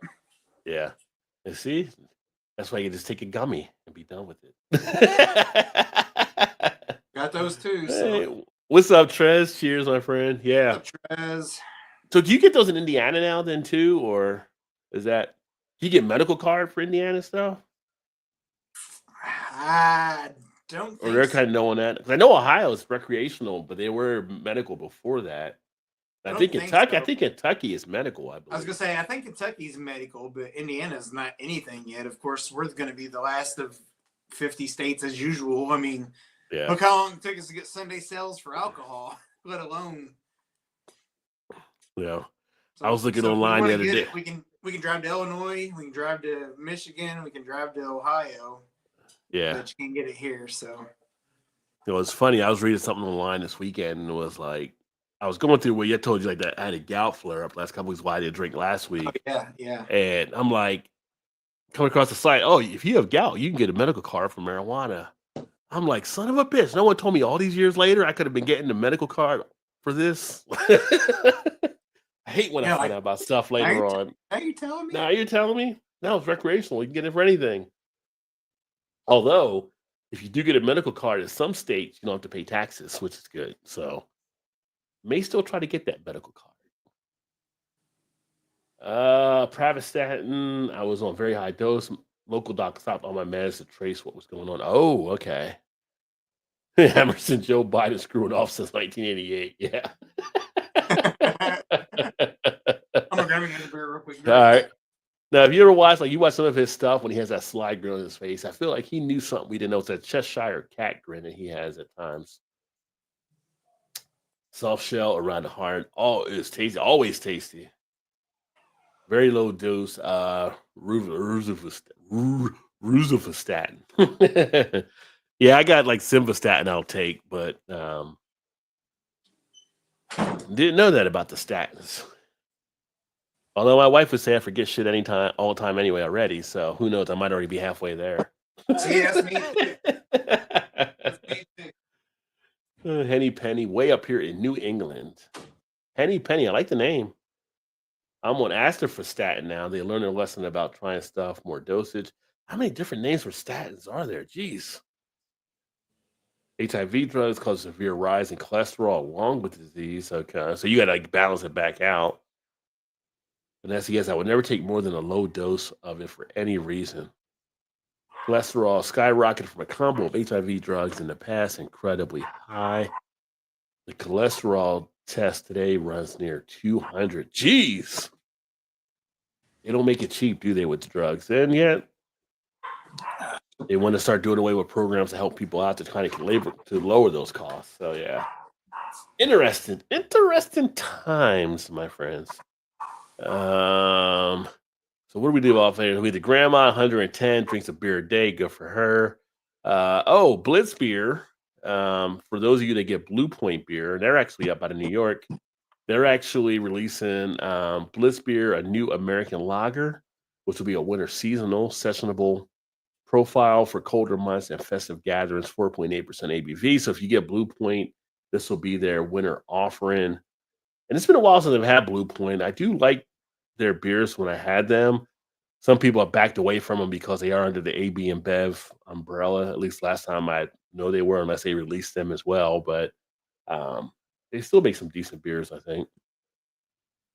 And that was kind of interesting for those of you that didn't see the chat I had last night. Talking with Marty, we were kind of talking about the whole macro versus craft. So pretty interesting. Just some good thoughts that we both had there, kind of talking about it, and just how much can you go with the Brewers Association on stuff, and why some of their things are looked at as not being taken for the word they actually give you when they've done some stuff there too. So if you haven't checked out, again, that discussion, make sure you check out that video. I'm going to actually have some shorts I'll be releasing from it too, to give you some short clips and teasers that we talked about. Norfolk Mead Hotel launches UK's very first beer spa where you can bathe in ale and drink pints. I don't know if you're still here, Adam, or not, but this was a concept seen in Prague and Strasbourg. But we have that here in the States too. I want to say, I don't know if it's Brewdog in Columbus or somewhere in Columbus. We've had beer spas already in the States here, but I'm surprised in the UK it's the first one just happening. But I thought they would have had that over there already. But what do you guys think? Would you guys bathe in beer and drink pints while you're there relaxing? Supposedly, I guess bathing in it is supposed to do some healthy stuff to the skin, possibly. I don't know. I never feel like if somebody spills beer on me, it's helping my skin, but maybe if you're bathing, it'll be better. You got to soak it all in. But yeah, I would give a beer spa a go though. I would check it out. If I had one near me, just for the curiosity. Might as well, right? Yeah. Of course, what they say: curiosity killed the cat. So yeah, I wouldn't drink the bathwater, but yes, don't do that. Don't do that. 200 for the cholesterol number. I thought you had to pay 200 for the testing there. Way better than in the past. Oh, okay. Well, that's good. Yeah, so it's down. I would not bath in anything but water. Really? You wouldn't do the beer bath? Like I said, it's just like when people do like mud baths or some of these other stuff they do that I guess there's supposed to be some type of thing where it's good nutrients, because beer does have nutrients in it, but just kind of interesting. The UK is just getting around to doing that. I would think they would have had that already. Yeah, you thought they'd have been the first ones. Yeah. Out in front. And the Brewers Association has added a new style this year, only one new style, the Italian style Pilsner, which is considered a German style Pils, but it has a mix of noble style hops that are used as it gets dry hops. So you're going to have a little bit more of a bitter bite on it, I would take. Um, So so, basically, it's a beer that we've been drinking for years and years and years and years, but now all of a sudden it's a style of its own. because it's hopped, it's extra dry hopped with these hops they have. So, Yeah. basically, an India Pale Lager again, or are we going to go cold IPA? What are we doing here? Because it's like you're basically giving me another hoppy lager is what you're doing. So, yeah. Make your mind up here. Let's go. Yeah. New style, my ass, right? Yeah. And for anybody that's in the greater Boston area, hey, Von Trapp Brewing, which is a great brewery, by the way. So these great beers are hiring a lager ambassador in the greater Boston area. So do you think you could go out there and be an ambassador for lager, have to drink some lager and pitch lager to places? I think that would be a great little side job to do, you know? You have to be in Boston, I guess. Yeah, Sign me you up. need to be in Boston. If you're in Boston, the greater Boston area, an opportunity to be actually go out there and be a lager ambassador. But then it's like maybe breweries in your area have positions like this where you can actually go out there.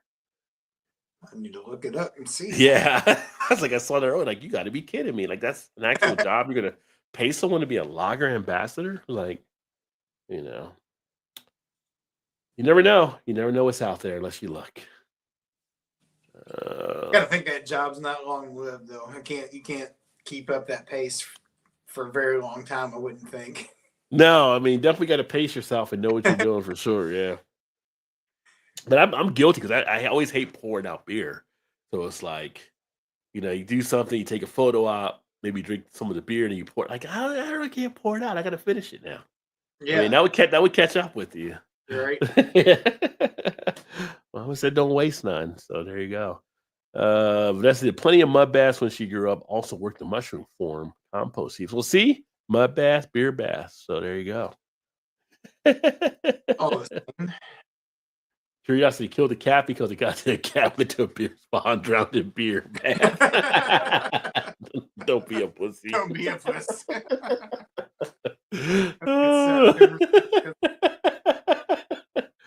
Would you drink the beer bath water? No, you don't drink the beer bath water. You cannot drink the bath water. While bathing or not, you don't drink because they give you a beer. You drink your pint from the beer they give you, but you're in the water. You're in the beer. So and I think with at least what they showed on there, like, you know, the guys would have trunks on and the women would have bikinis on or whatever like that, a bathing suit. So it's kind of like, you know, you're not in there butt naked, but still other body parts are in there, and it's like hair probably floating around. Yeah, you don't want to drink that water. Don't pee in the pool. Don't pee in the pool. You know what's going on too. Like, no. Yeah. Hashtag pull my finger. No. Yeah. No. Bloop, bloop. Yeah. You don't want to do it out there.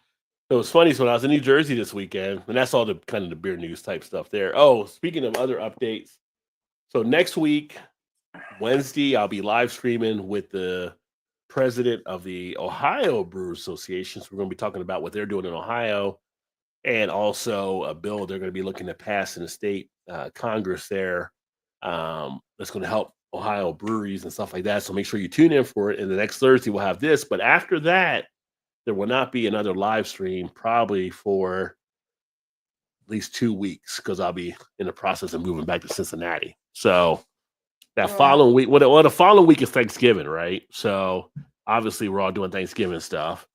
And then that following week is when I'm kind of getting settled in the new place. That's going to be a little touchy. If I'm set up in time, that could possibly happen. But if not, it'll be the following Thursday afterwards. So just to stay posted for that. Better bubbles if you fart in a beer tub. You don't need to add any carbonation, Vanessa. It's already been covered. Everything is all in good shape. So what I was going to say is, so I was in New Jersey this weekend to see Mom before we actually left. And she's like, oh, I'm going to turn this movie. She likes to watch horror movies and all that kind of stuff. You ever heard the movie The Terrorizer? It's like a low budget, like grotesque type flick or whatever.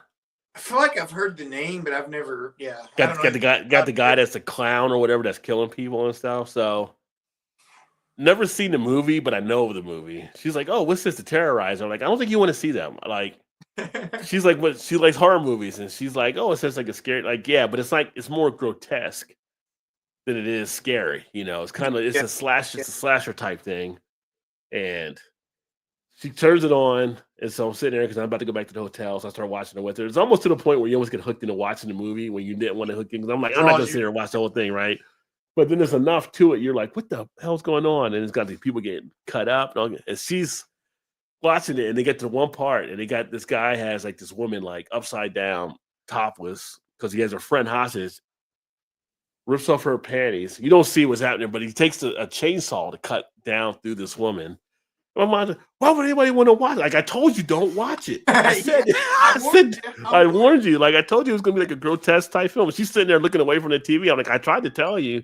I said, I know what the movie's about. And I know you probably don't want to watch it. So, Like, don't blame me. I tried to warn you. Yeah, Terrifier. That was kind of a crazy type thing. But apparently there's 3 of them too. So, but it's like a cult type following that some people watch. So, like I said, I could sit there and watch it, but it was just like the plot. You're not in there for the plot. And it's just like, I mean, it's like, when you watch like a Friday 13th movie, it's at least got somewhat of decent acting. Like the acting was terrible. This was just like some bad acting all the way around. But it's kind of like, it's like, I don't even say it's a B movie. It's probably like a C movie what this was actually done. But it was like, I told you don't watch it, but you wanted to watch it anyway. How Rod? She is 70, 78. 78. Okay. Yeah, So yeah. A little bit older than my mom then. Yeah. So, wait a minute. 78, which is 2024. Just turned 79, actually, I think. Yeah. But no, back in August. So, yeah. But she is, she still gets around all that kind of stuff, but it's just like, Yeah. she's watching it, and it's like, I just know how she's going to be, I know she's going to be like, she'll watch a lot of horror movies, but those stuff like that and stuff like Saw and all that kind of stuff, it's like, it'll freak her out like a little bit. Yeah. But at least Saw had good acting compared to what this movie is. I mean, it was terrible. It was just like, that tried to warn you. Late night B movie or C movie or something. Yeah. It was just like, But then, and acting, it's like such a bad script where it's just like, nobody would even do the half stuff you're actually doing. Like, if somebody's like trying to stalk you, like, why would you like stop to get pizza? Like, you just wouldn't do that kind of stuff, or like, And people, one girl, here's some people just love movies too. Yeah. Like, no offense to Paul, but I think Paul loves those types of movies also. But Paul likes good movies that have at least decent acting and suspense. Well, like, yeah. Like he watches the original Evil Dead and all that kind of stuff because it was actually good, like, type acting and stuff. It was suspenseful, right? It was like the whole grotesque type thing. Yeah. But I used to work with a guy years ago, and he would love those types of just like the movie you were just explaining. And like, it's like, oh, it is so good. I'm like, said nobody ever. Like, there's a reason nobody's seen that movie. Like, yeah. I thought the worst movie I ever saw in my life would probably be Rubber. No, this one's kind of past that now. I thought you could not do anything worse than a killer tire, but apparently you can. So it's always worse. It's always worse. But even Rubber had better acting in it, though, than what this had. 87, bless her heart, is soon to be 88. That's awesome, Vanessa. Nice. Terrifier series went from homebrew to Terrifier 3, which broke off this opening weekend. Really? Terrifier 3, I heard like a lot of people were like kind of a little bit of a pushback about that. Like, I guess because it was so grotesque. What's up, Big Daddy in the house? Got the hot butchered gold, lightly hopped American lager. There you go. Great to see you. And thanks for chiming in yesterday. I know you got in there a little bit later with Marty and stuff, but it was cool having Marty on. It's so funny because Big Daddy actually knew Marty because they had done stuff together up in Chicago. So Oh, that's cool. it was cool. And he was like so surprised when you chimed in. He's like, that is like crazy that, Mike there. And like, yeah, Mike's been watching for a long time. We've been friends, all that kind of stuff. So yeah. I totally had plans to tune in and just totally got away from me and I totally forgot. Yeah. It is, it's a Wednesday night. So I mean, it's like also kind of this stuff happen. Like Wednesday is a busy night for a lot of folks, like that midweek Yeah. type thing. Yeah, 50s Blob movie. I did see that as a kid. Acting wasn't as great in that era, too. It was kind of, it was all about the blob. I mean, it wasn't as bad as Killer Tomatoes. Killer Tomatoes is another horrible movie. Oh, Attack of the Lord. Killer Tomatoes from back in the day. Yeah, that's bad. Budget 2 million, box office 82 and counting. Oh wow, yeah. Well, they definitely made that one work out. I mean, I can't believe they used 2 million on that type of movie. But they must have raised the effects for Terrifier 3. But remember when, like I said, when what's it called came out, the one in the Blair Witch Project. That was like what? That was like $15,000 budget I was or gonna whatever. say, yeah, And it crushed, yeah. 15,000 or so, and they killed it at the box office. Yeah, Attack of the Killer Tomatoes. Yeah, Rubber was weird. It was hilarious though, but it was weird. Even though it wasn't supposed to be funny, though, was it? No, it was because you had these people that were like over this canyon that were watching a tire actually kill people. It was like a viewer audience, like watching everything kind of happen, like being surprised by it. It was just like it was a weird movie. Like somebody had to definitely be high that came up with that script. Attack of the Killer, yes, Daddy-O. I caught some of the Hall of Fame show. Yes, appreciate that, Vanessa. We had a good time. We had a good discussion there. Bloodsucking Freaks, that's another one from back then. Thanks Killing is hilarious. I haven't seen that one. It's killing. The killer turkey at the holiday. Yeah, chop me now. Not so funny when the turkey has the axe. Ha ha. As bad as Rubber was, the Coen brothers were involved. Oh, yeah. Oh, okay, that makes sense. Yeah. I mean, it was an odd movie, but it had funny parts and stuff too. It was one of that was a movie you were watching and you're like, yeah, maybe I don't.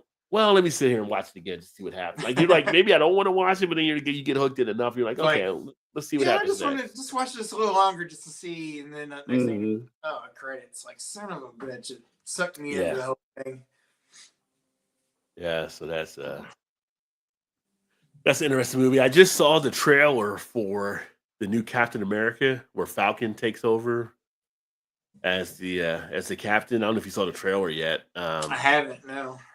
That actually looks pretty good. Harrison Ford's in it. Harrison Ford's going to be Red Hawk in it too. So, oh really? Okay. Kind of interesting. I'm like, but Harrison Ford's like 80 years old. Like, I guess he's figured before I'm out, I want a Marvel movie. I got to be in a Marvel movie. Yeah, so might as well. So Harrison Ford's going to be in that one there. So that should be interesting. And they're starting ready to work on Blade 3. I guess I forgot they said somebody Denzel's going to be in not Blade but Black Panther 3. They're writing a role for him in that as well. So these big actors are like, I want a shot at Marvel. So might as well dip in while you can. Yeah. It's going to be interesting though with them bringing back Robert Downey Jr. as Dr. Doom for like, I don't know if it's going to be for Secret Wars or whatever one they're going to do it with them, but it's kind of like interesting. But again, Marvel has a way of making it work. I mean, I think you haven't seen the Wolverine Deadpool movie, so the way they kind of make it work in that is pretty cool. It's weird though to bring him into that also because he was Iron Man. So yeah, but since it's almost like and this is me just throwing it out there, since they came up with these multiverse type things, if it might be like a Robert Downey from a different multiverse. I mean, it could be, yeah. No, I've seen Wolverine and Deadpool. Oh, you saw that? Okay, Yeah, I didn't realize. Okay, yeah. I watched it a few weeks ago. And apparently that did enough with it that now they're going to have, I guess Wesley Snipes will be back as Blade for another Blade movie they're pushing right now. Ryan Reynolds has been pushing real hard on it, and apparently there might be something getting done. And Kevin Feige said they're going to do something. So, because he is good as Blade, like watching like it was just so interesting when they found like you know Elektra and then Blade and then the guy that plays Captain America, but before he played the Human Torch from Oh, Fantastic Four and all that. Because it's yeah. like, these characters get off and you're like, what are you, oh, put them over here like in this little blind side area. Like they're just in this little thing where they're stuck, right? And you're like, oh, okay. It was kind of funny how they brought them back into it. So, and then Well, Deadpool was then the it's kind of second. confusing because you think of him as one character, and you're like, wait a minute, what's Well, going that was on here? that was the funny part when Deadpool's what he's going to say the Captain America thing, like Avengers, and then he went torch on. He's like, Yeah. no, he wasn't expecting that. He's so good. He's so good as Deadpool too. He's so funny. There's certain people that play certain roles. I mean, him as Deadpool, Hugh Jackman as Wolverine. Yeah. Even like someone like what you call him, Cumberland Bender, whatever. Bats as Doctor Strange. Like, there's some roles, they're like just perfect for those roles if you read the comics where they actually fit in. So Fit right in. it'll be interesting to see if they bring back Nicolas Cage as Ghost Rider because they are bringing back Ghost Rider for one of the things I think too, and I think they might be bringing him back for that one. So I mean, I think you would have to. I would assume, right? yeah, I thought he was pretty decent as Ghost Rider. Yeah, so he's the one that's played him. So yeah, I just want to see the Punisher come back with the guy that plays Shane on Walking Dead. yeah. He's probably the best Punisher I think they've done. So he's going to be the Daredevil. But then it's like you got to get Disney Plus. I'm like, I don't want Disney Plus. Why can't you just? You got to get Disney Plus now because they locked down Marvel and shit. So, although I just finished the Penguin series from DC, you don't really have to. we don't have to. You don't have. There's ways around that, right? But I just I just finished the Penguin on HBO or Max rather. That was pretty good series. It's all out now. Yeah, all of them. There were eight episodes. Okay, and so I wasn't sure if it was 8 or 10, so I was thinking it was not completely done yet. So I was like, kind of waiting for it all to come out. So I was like, I'll just binge it all. You know. And you say you saw the Batman, right? You saw the movie. Which one? The Batman, the one from the guy from the Vampire Werewolf movie when he was playing Batman. Oh, yeah. What's his? I can't remember the dude's name from the Pattinson, Robert Pattinson. Robert. So you saw that movie. Yeah. So the show will actually kind of fall right in line from that, but at the end of the show, it's a nice tie back to the movie again. So it'll be kind of interesting to see what happens. And it looked like Colin Farrell. I'll be surprised if Colin Farrell doesn't get nominated next year for like an Emmy or whatever because he played the Penguin to a T. Yeah, I've heard that. Yeah. And seeing the previews at the very beginning, I didn't realize that was him.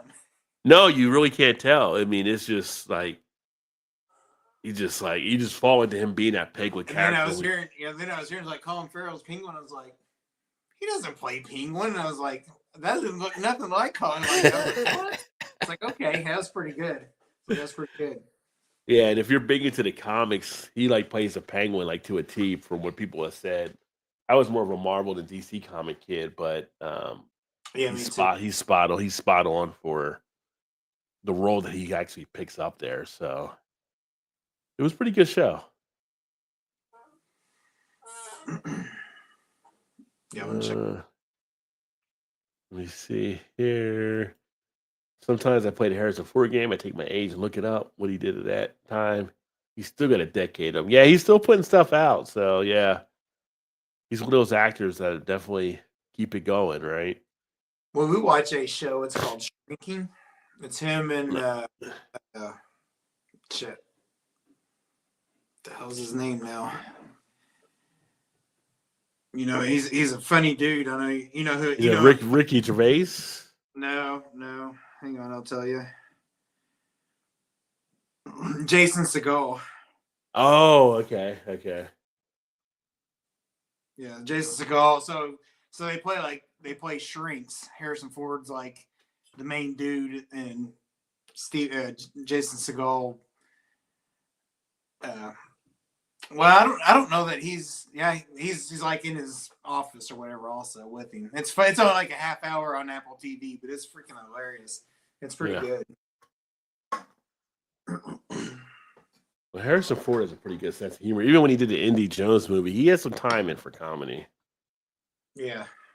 Yeah. Vanessa just watched Deadpool. What did you think of it, Vanessa? I thought it was pretty. Obviously, I've said enough that I thought it was pretty good there. Yeah, $1.5 billion at this point. Nick Cage movies, yeah. Nick is, some people complain about Nick Cage always playing the same role and stuff, but I mean, he's got some slight differences, but he can Yeah. act. I mean, like when he did Leaving Las Vegas, he did a pretty good job, and I see him do other roles, but he kind of gets into that role where he kind of gets fed into it. You can kind of say that for a lot of actors, though. They all kind of get pinpointed towards a certain direction of, the director wants to take the movie in or whatever, the producer or whoever's got people in mind automatically for that reason, I'm gonna make a note on that, Vanessa. The Wu Assassin. Don't know anything about it, but I like the title. I like Kung Fu, and I figure I'm gonna check that out because when I move, I have some time on my hands at the hotel while we're waiting for our stuff to arrive. So I'll definitely gonna check that out on Netflix. Wu Assassin. What if they play Wu-Tang music in the fighting scenes? That would be awesome. Imagine the Wu Assassin and they had the fighting scenes and they start playing a Wu-Tang song. That would be on point. Yeah, it was. I thought it was hilarious. I thought the action was great on it. Hugh Jackman and Ryan Reynolds definitely had like a great timing on the role. They actually got pulled together on that, so they were solid. In fact, when it comes on Max or Netflix or Prime, or whatever, again, I'll probably end up watching it again because it was so good. But seeing it at the theater was pretty good. I hadn't been in the movie theater in 2024, probably. Well, it was before COVID, so at least 4 years, right? So probably 5 or 6. And I was gonna say it's probably been that long for us too. but seeing that at the movies was pretty good on the big screen. Yeah. We used to go to the movies all the time, but it's just like here in the last 10, 15 years, we ain't been hardly at all. Yeah, we used to go like every weekend at certain times before. And like we used to talk about that before, like she brought that out. Like we used to go visit like every weekend we would go to a movie and it was like, yeah, I remember those times back in the day. There's a lot of times on Saturday we go to like a 7 o'clock, 8 o'clock movie, get out Yeah. and it's playing now and go right back in and see something else like at 10, 10:30 or whatever, and Yeah. catch 2 films in one night. It's like hell, we ain't done even just go see a film in a theater in forever. I'm gonna grab another beer here. What beer did you get there? You can let them know. So I grabbed one from Southern Tier. It's the Blackwater series that they have. It's the Hazelnut Deluxe Imperial Stout, and it comes in at 10% ABV. So there you can see the tag on that one. And it is their Black series. And doesn't really say much of anything else on it. So there you go. Most everything I've had from that Blackwater series that they do is pretty good. Which one? What's the name of the one you got? It's the Hazelnut Deluxe Imperial Stout. Oh, I've had that one. That's pretty good. Yeah, So they just added a new one to the series, I think, for this year. Oh, did they? Okay. Yeah. So this one, so that liquor store I've talked about, it's over in Louisville, where they have like discount beers all the time. So they had this one. A friend of mine was over. He's like, "Hey, they got this one, and I forget what was another Blackwater series beer they had for get a case of them for $15. A case for 15? Yes. So I'm That's like, a 10%. ride, It's like, I don't care how old they are, they're probably still going to be good. Did you get? But you didn't get the case, or you couldn't? You didn't know where it was. Me and another guy split a case because they sold out of them so quick. Yeah, I bet. Yeah. He was only able. He got him a case himself, and he picked me and another friend of ours up a case. So him and I split it, 12 and 12. So I got 12 pack of them for $8. Which one? What was it? Was it of that one there? The hazelnut. Hazelnut Deluxe. Yeah. So I'm trying. Yeah, some of these places got to move stuff, and they'll drop the price on them. Let's see what the other one. Oops, let's see. Hang on, I'll tell you, because they had posted it on Facebook.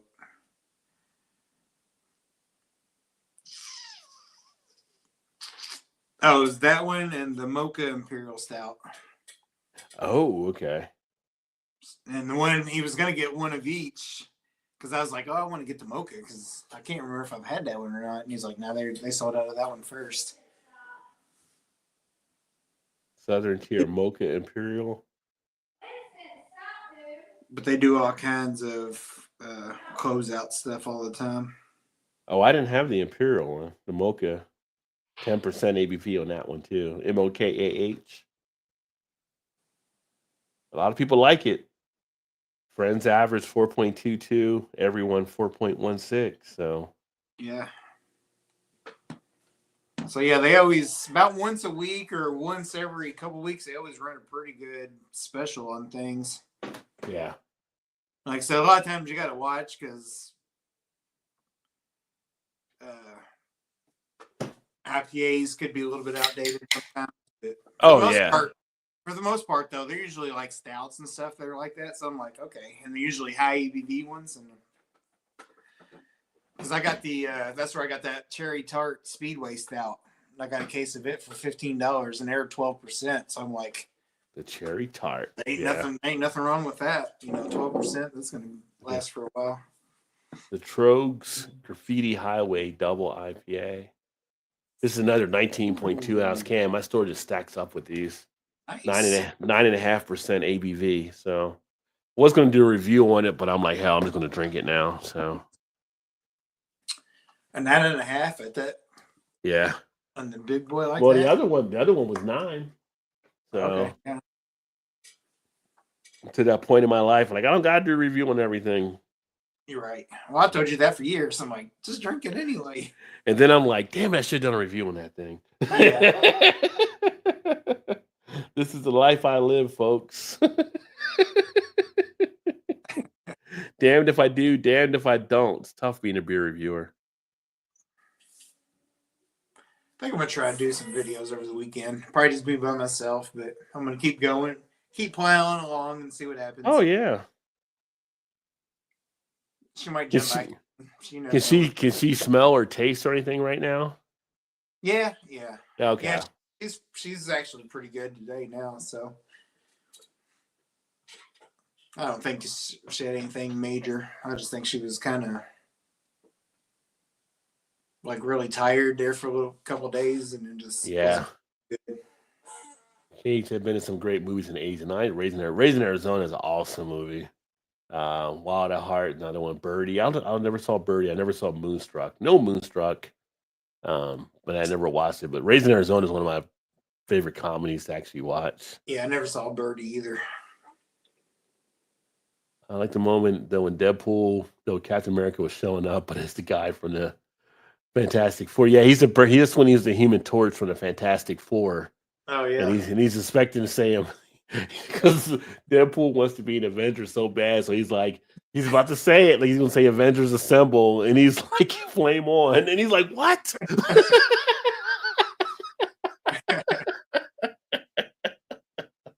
Yeah. I liked how they worked that in because he did multiple parts. Yeah. Oh. Just watch Moonstruck. I like it. Cage makes it good. Brett Baker.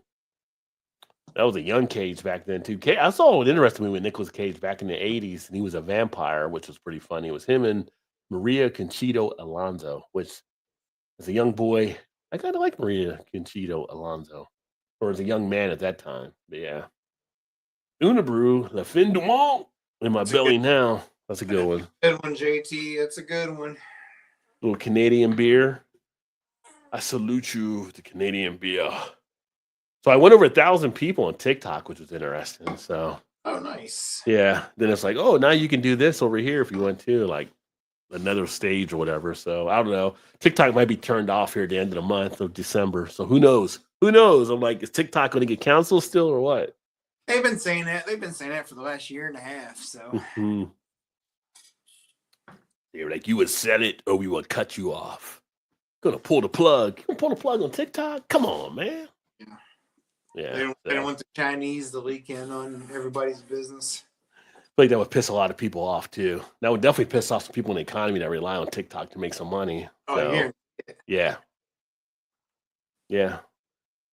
And I don't think being led, because I think at the time they were trying to do it, I felt like it was being led by some of the Democrats. I don't think you want to do that right now because numbers are down. Right. Yeah. Don't be pissing off people that you meet. Yeah. Bad move. Bad move. Better let it go at this point. You're right. Like, I may not be the smartest guy to know things like that, but to me, that's not a good point to go. Not a spot you want to be in. Don't do that. Yeah. Well, we were going to do it, but funny thing happened. Yeah. They'll all be at his house lynching him for you owe me money. It's like, don't you do it. Was he was saying, is it smoking the band? He's like, you may be thinking it. Yeah, because he pulls those kids over. He's like, you may be thinking it. You may want to say it, but don't you do it. Don't you? Yeah. Smoking the band. Good old Jackie Gleason from back in the day. He's a funny guy. I think of the Jackie Gleason roles from back then. Obviously, Smoking the Bandit's up there as Surf Justice, but him in The Toy with Richard Pryor was a hilarious role with him. Oh. Yeah, Ulysses, you ass. Yeah.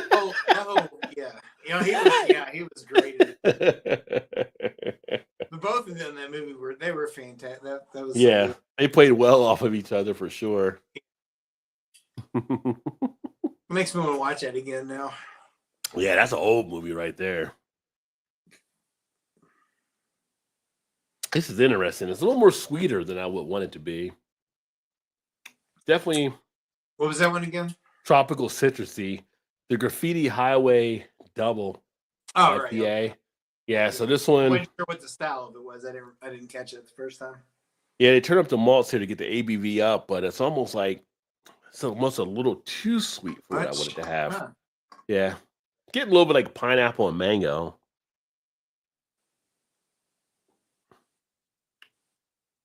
But it almost has like a. You can try beers. Beers have words that just don't make sense in anything else except beer. But it has like a sweaty type feel to it or something. So. Sweaty. Yeah. Sweaty it's balls. Just like.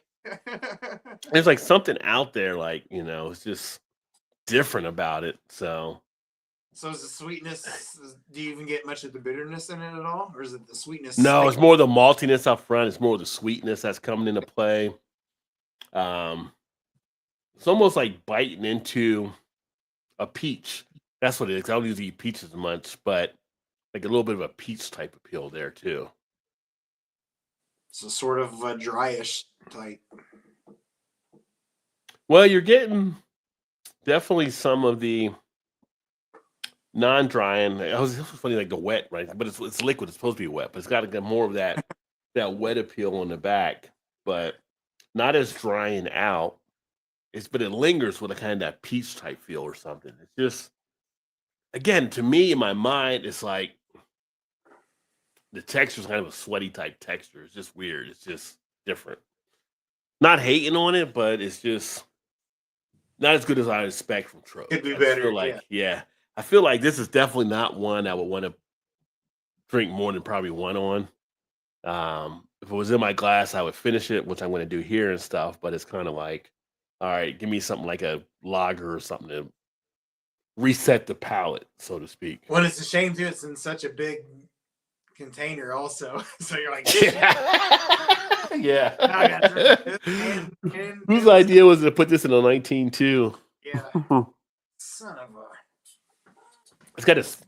It's like a heavy syrupy type appeal to it as well. So not my favorite from Trogues. Not hating it, but not my favorite.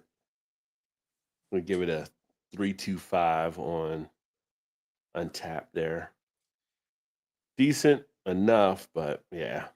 Do you feel like Trogs is one of those more of a hit and miss type thing, or brewery, or more hits than? I think for me, Trogs has been more hit than misses. Okay.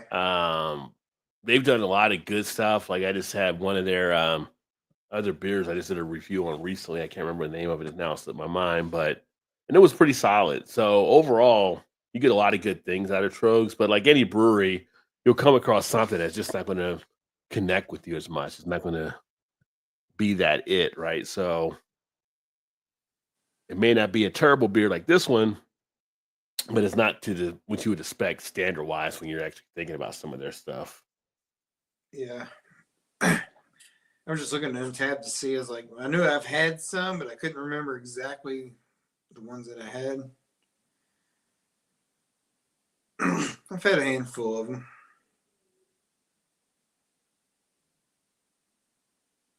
That's why I was asking. I was like, so is that kind of, Yeah, I mean, I would recommend like if people try Trogs. I think they're pretty solid. To sit back and enjoy. Yeah. Because I always felt years ago, like Trogs. Oh yeah, I want to get Trogs. I want to try those, but I've never seen them enough, and I've had a few of them through. I don't know if it was like bottle shares or whatever, but it wasn't anything that really stood out to make me kind of go searching for. You know what I mean? Yeah, it was the second cut. Second cut double IPA, mango double IPA. I just had for them. I did the review on, and that was actually a pretty good one. So, because people had asked me if I got the mango and stuff out. Yeah, you feel like mango? This was definitely one to definitely try. So, But I also can't say because we don't get them around here, so I haven't had enough of them to really say on a grand scheme of things of how they, brew, how they brew stuff or profiles of anything, whatnot.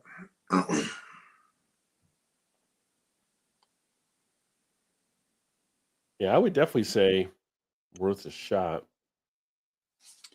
I feel like what's their Christmas beer that they have? I feel like we always get their Christmas. That's the Mad Elf, yeah. Okay, yeah, we always get that one.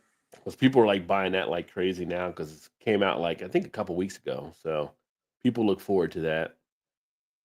Now whether we can get it anymore or not here, I'm not sure, but I have had that one. Although I don't enough, I've never actually checked that one in. Oh, really? Well, they have two. They have the base version and they have the Grand Cru as well, which is like the Belgian variant. So both. Yeah, of them no, I've only had. I remember just the base version of it. In fact, one of the guys they're doing a Daddy Porter's channel will be doing a Black Friday show. They do it every Black Friday where it's like Mad Elf and winter type beers. So this year I won't be doing it because we'll be in the process of getting moved and everything down to where we're going. So I won't have everything set up yet. But if you check out Daddy Porter, they'll have something that Friday night. I think it's Friday. Yeah, Friday night because they do a Black Friday. So I actually haven't paid any attention. I said Black Friday is. Have you seen like the lineup for the Bourbon County stuff for this year? Yeah, I saw the lineup for it. I think you might not have been here the one night I did the show, and I kind of. Because I don't remember seeing like any of the experience of what they're doing on that. I thought about doing a separate video talking about the Bourbon County, but I never got around to it. But I know I went through the beers one night. Nor have I tried to look it up either, which I could totally do, and I just haven't done it. Oh, yeah. Well, they got them all out here for stuff. So let me see. Look off the college football I remember thing. seeing or reading that they were bringing back one of the older ones that they did a few years ago or something. Yeah. I don't know if that's true or Where not. is it? Share screen.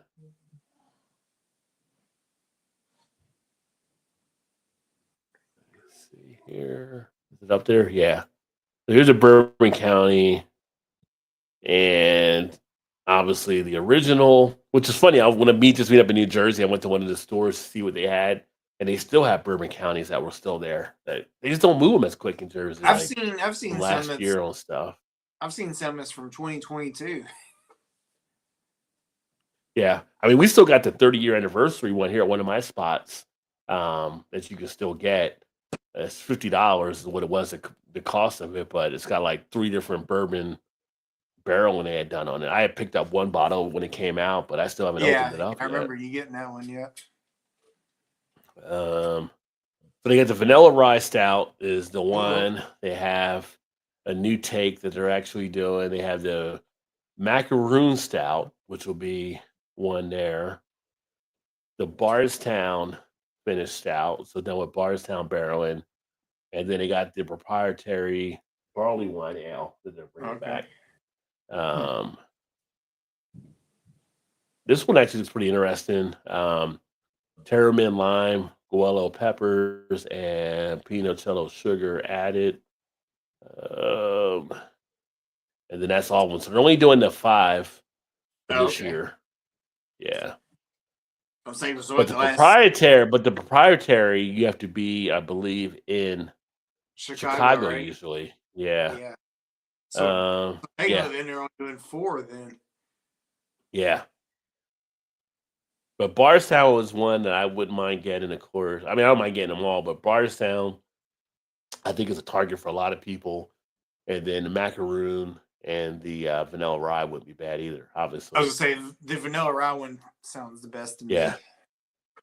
Yeah, the funny thing is, depending where I'm actually at, because here, I think we'll probably be back in Cincinnati at that time. If they come to pick up our stuff that Monday, we'll probably hit to Cincinnati that Tuesday or Wednesday at least, because probably that Tuesday is not being that Wednesday traffic when people are traveling for Thanksgiving, which kind of sucks in the regard that I have a spot here where now I can get all 4 of them, but I won't be here to actually get it, so because it'll be a few days out. But I know out there, Jungle Gyms usually gets them in, but you got to get there like first thing in the morning or whatever. They go through them quickly, and there's a few other spots around Kentucky. I know that had them, but they're probably in Ohio as well. So if I come across any, I can let you know. But I'm not going to be all over the place. It's kind of like at that point, it's just like I just knew where to go to here, so it was like no line, no wait, and just walk in. Okay, there you go. So, well, it's like last year. I went out because last several years I've taken Black Friday off and just go get up in the morning. I'm not anything especially early, at least in the last couple of years. I just get up and I'm like, yeah, I'm gonna go drive around and see what's out there, and Liquor Barn and stuff. I've been able to find just about everything out, not first thing in the morning like you used to have to do years and years and years ago, but still stuff floating around, for the most part getting one of everything. And that'll be actually interesting because Liquor Barn now owns Depths. So I don't know if anything's changed since I left. So now Liquor Barn owns them, so they may have different things taking place there as well. But Ohio's got these neat little spots that I know of too, where it's kind of like off the beaten path, like little stores like gas stations that like have better craft selections than actual craft beer stores. It's like, how the hell do you have it here? You can't even get this stuff like at a craft beer store, and it's just weird. Like you got to know your little locations to hit. I've noticed that driving through like Cincinnati at a gas station, you go through, go to the fridge, and you're like, what is this shit here at the gas station? I'm like, I can't even get this good of beer at home at the liquor store. Right. Well, that's like an old knockoff. When I saw the Utopia at the time, I didn't get it. It was at like a little gas station store. Inside, you walked in. It's like 2 or 4 pumps out front, but you walk inside and they have a little beer stash, and then right at the counter, here's a Utopia's looking at me. It's like, what? Like, why is it here or not like, What were they selling it for? Do you remember? At the time, I think it was $2.20, I believe. Okay, so you would think, I was to say at a place like that, they wouldn't. Yeah, it wasn't really off the price too bad. I mean, it was like, but I was just like, I couldn't just pull. I'm just like, my mind and economics and like $2.20 for a beer, like, is it?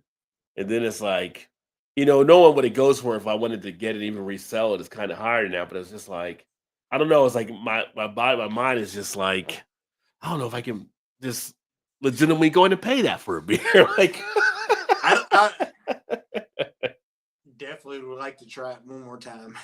well, you drank it all one night last time. You Well, I probably didn't know, really that's what I'm saying. savor it. I want to Yeah. savor it just a little bit, just to remember like what it was. Like, yeah, I had it, and I remember it. Not that good, but Although now I am interested in getting the higher ones. Just I'm not going to enjoy it. I know from seeing like TK and John when they got the snake bite, right, and it was the 67%. oh, I don't know if yeah. you watched the video they did, and it's like the response they have is like everybody else I've seen, like, oh, like, want to spit it out, but now they got one that's a 75% one too, and it's just kind of like I don't want to do it just because to say it was done, but then it's like you pay like what $90, $100 for this little 12-ounce bottle. Like, is it really worth it to kind of just do that? But it's almost like a thing though. You can be one of those few people that have actually tried it out there.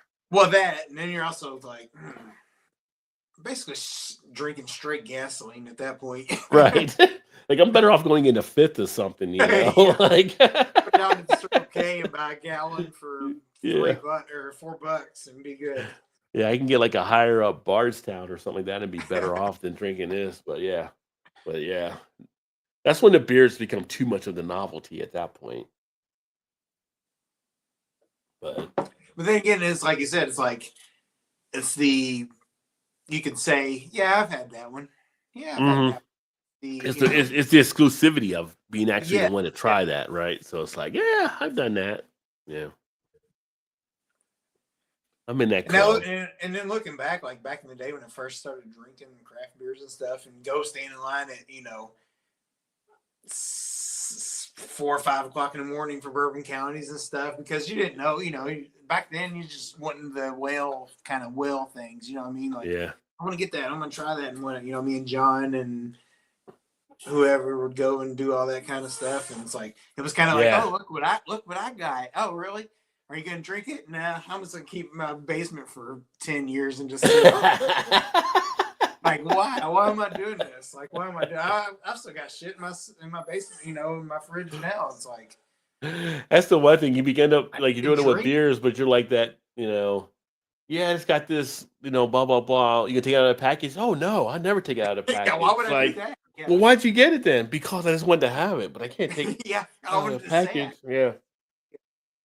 And then it's like, yeah, that's why it's kind of like I got all these other beers here. Like, I got to start drinking more of these stouts to get them, just to drink them and review them and move on. Like, what am I waiting for to actually sit back and enjoy? Although if shit goes bad, I got good beer. That's the only thing I can say. That's why I'm holding it back, right? Shit goes bad, I got good beer. That'll last for a little bit of time to hold me over a little bit. I got good beer here, and I can brew new beer. And by the time new beer is done, I'm good. So I know how to brew beer. That helps. You're right. If shit hits the fan, I'll be like, when you move back, I'm only away. Like, I think I can make it. I'm gonna bring all my beer. You got your beer. We can make beer. Like, we're set for life. We're set for life. Yeah. We make enough beer while we're brewing the beer. And then,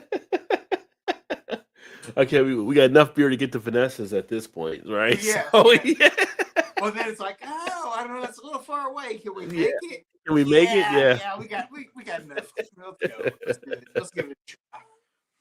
Which, as we approach Thanksgiving, is one of the funny things about the Pilgrims and land on Plymouth Rock as history so far goes. And I guess it actually was kind of that way, but nobody's ever disproven it. But supposedly the reason they stopped at Plymouth Rock was they were low on beer. And they basically, just go there and they can get land and they can start making their own beer again somewhere, right? Start distilling some different stuff. So it's kind of like, yeah, everybody needs a beer run in their life. That's right. So somebody's basically on the Mayflower, like, hey, we're out of beer. They're like, what do you mean we're out of beer? Like, we're out of beer. And somebody else is like, pull over.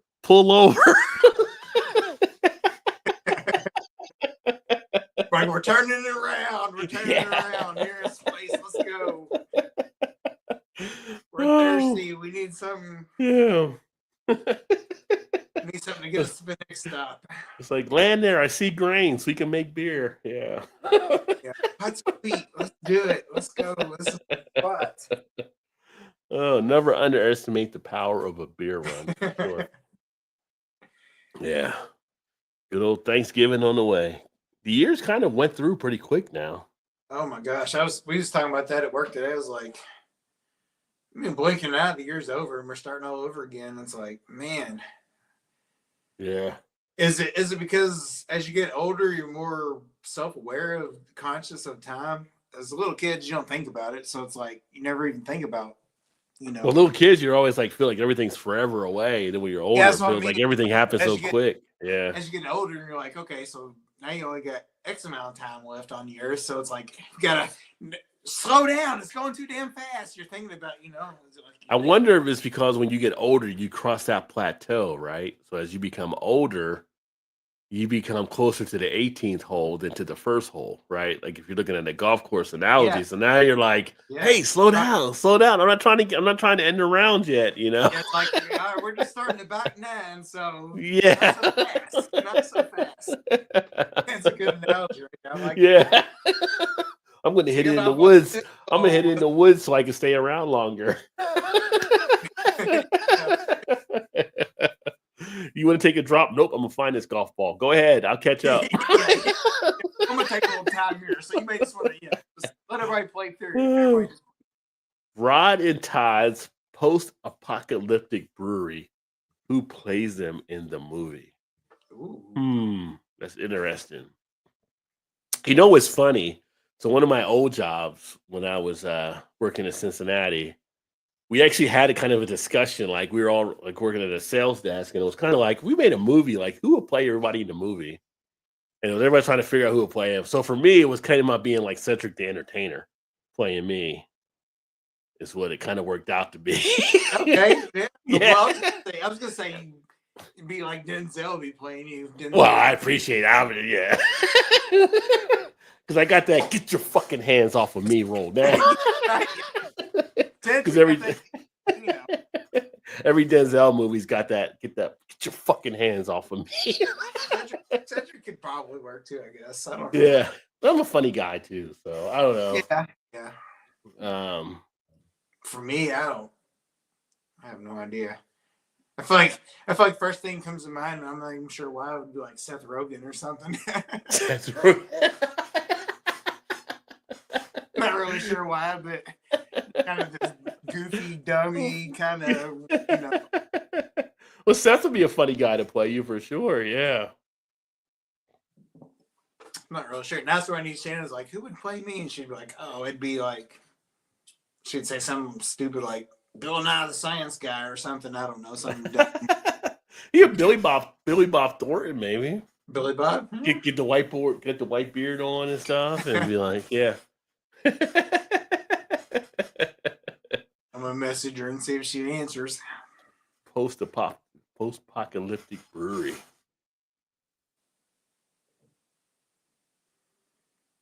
Trez says, can't wait to see Gladiator 2 tomorrow. Yeah, I'm kind of interested to see that. I won't probably see the movie. I'll probably wait, but Denzel talked about how good of a movie it was and everything like that.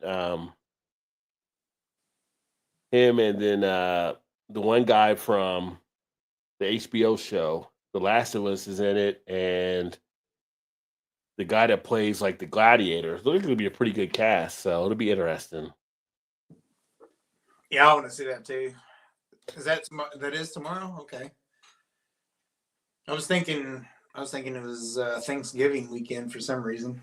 Yeah. Denzel and Seth. It will probably be hilarious. You don't see a lot of Denzel do a lot of humorous type movies, though. It's the only thing. So no.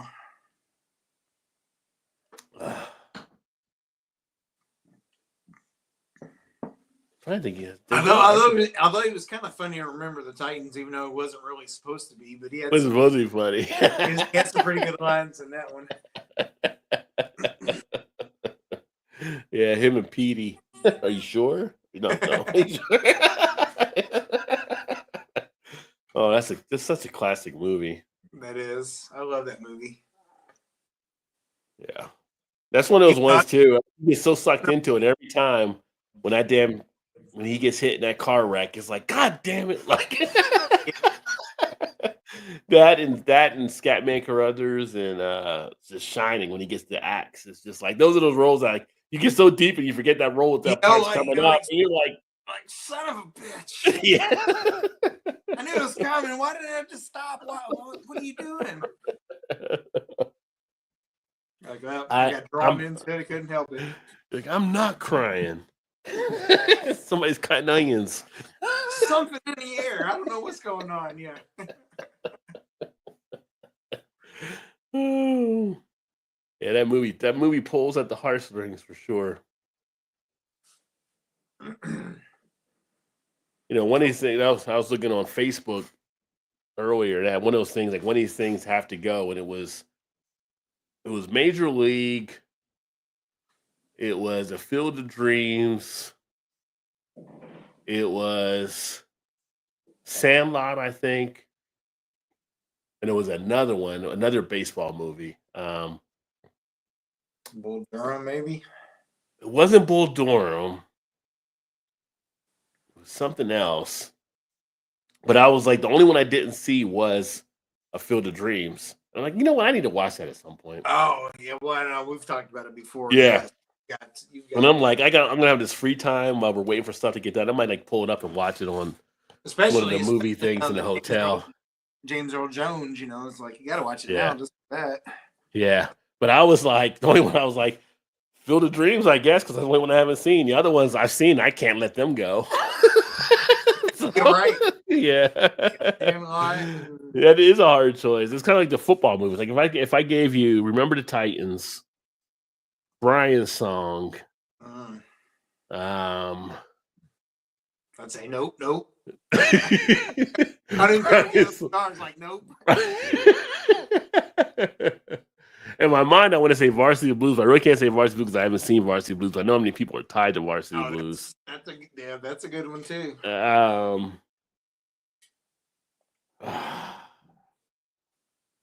What was the one that Oliver Stone did with Jamie Foxx and LL Cool J and them? Any given Sunday.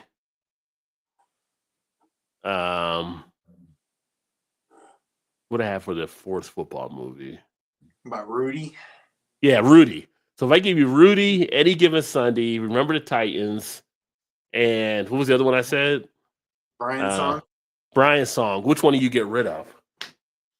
Let's say Rudy, Any Given Sunday. Brian's Song, and which one again? Remember the Titans. Remember the Titans.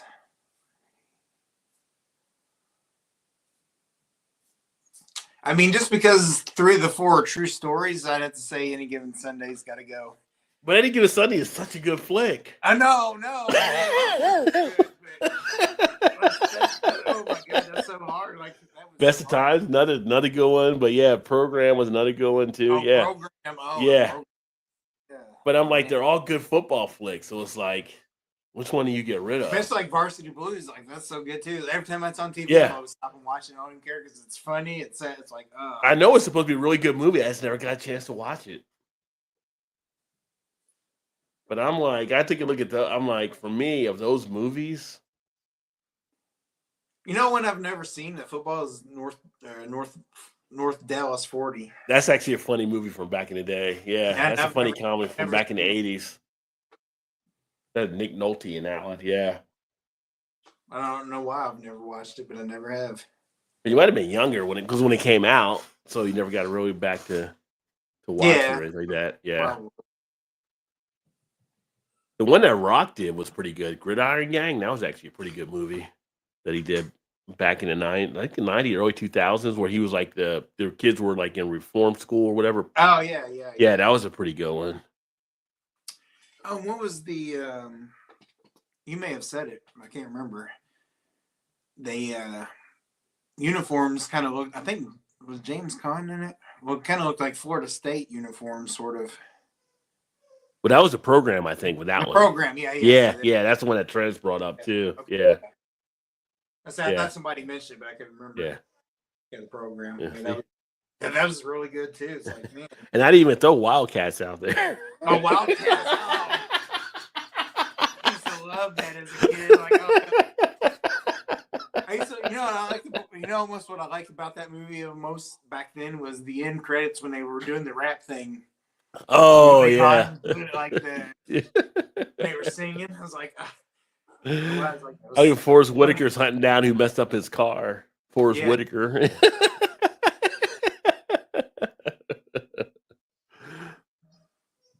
Oh, wait a minute. No, Forrest Whitaker with the car. Was that Fast? That was Fast Times. That was Fast Times. That was Fast Times. Yeah.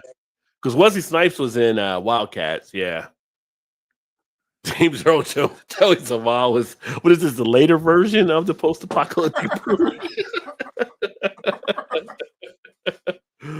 Sing, who loves you, baby? I am your father.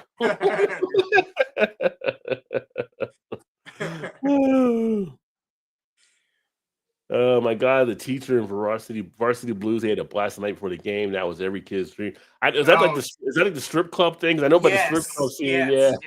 You're like Mrs. whatever her name was. I'm like, yay!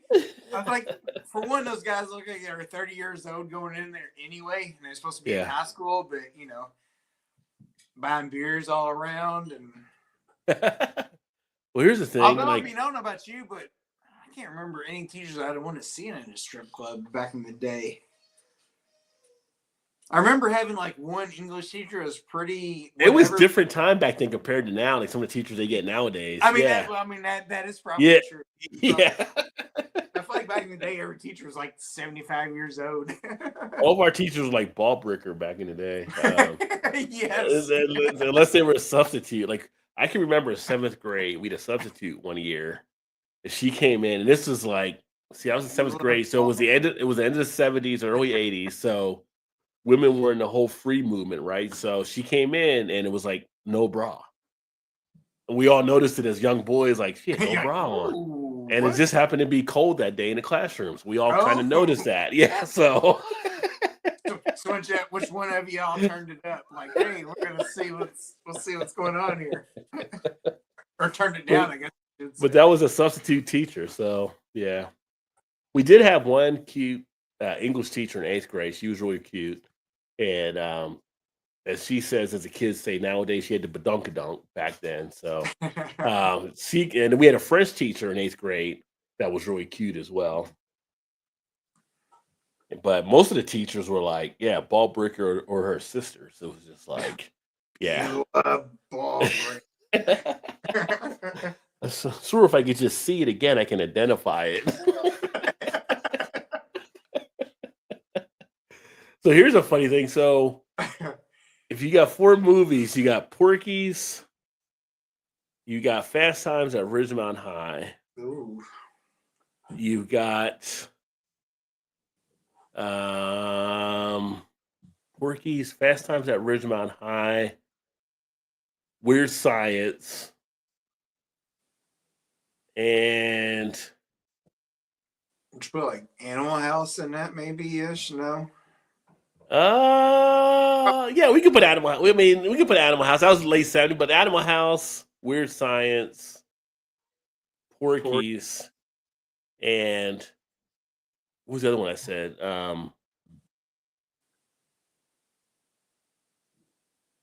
Dang.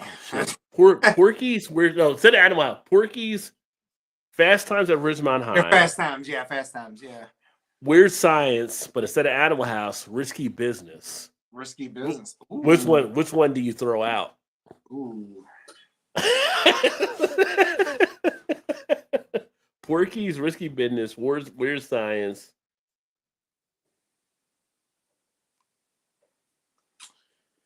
I'm throwing out Weird Science. With Kelly LeBrock? You're throwing out Kelly LeBrock? I know. I mean, it's like the 12-team playoffs. Somebody's going to be pissed off. Somebody's going to get pissed. You know what? Honestly, I'll probably throw that out too because she don't get naked. So that's what I'm saying. I didn't want to say it. I mean, PG-13, you got to go. You got to go. Let the imagination fit. So You're funny, but you just don't go that next level. So yeah. Yeah. good and all, but yeah, that is a Weird Science is a funny movie though. That movie cracks me up. Oh, that's a good one though. That's a good one. But what if you got rid of Weird Science and you put in Ferris Bueller? Do you kick Ferris Bueller out? Because that's a classic too. I mean, again, I guess it depends on the movie. Yeah, I mean, 'cause that's Matthew also Brody, fun. you funny, but you ain't not nude funny. I don't know. That Ferris Bueller is pretty damn good though. That is pretty good. Ferris Bueller is pretty good. Bueller. Or you take out the other ones. You say, okay, Weird Science, Ferris Bueller, because you're trying to get a level playing field. Weird Science, Ferris Bueller, Breakfast Club, and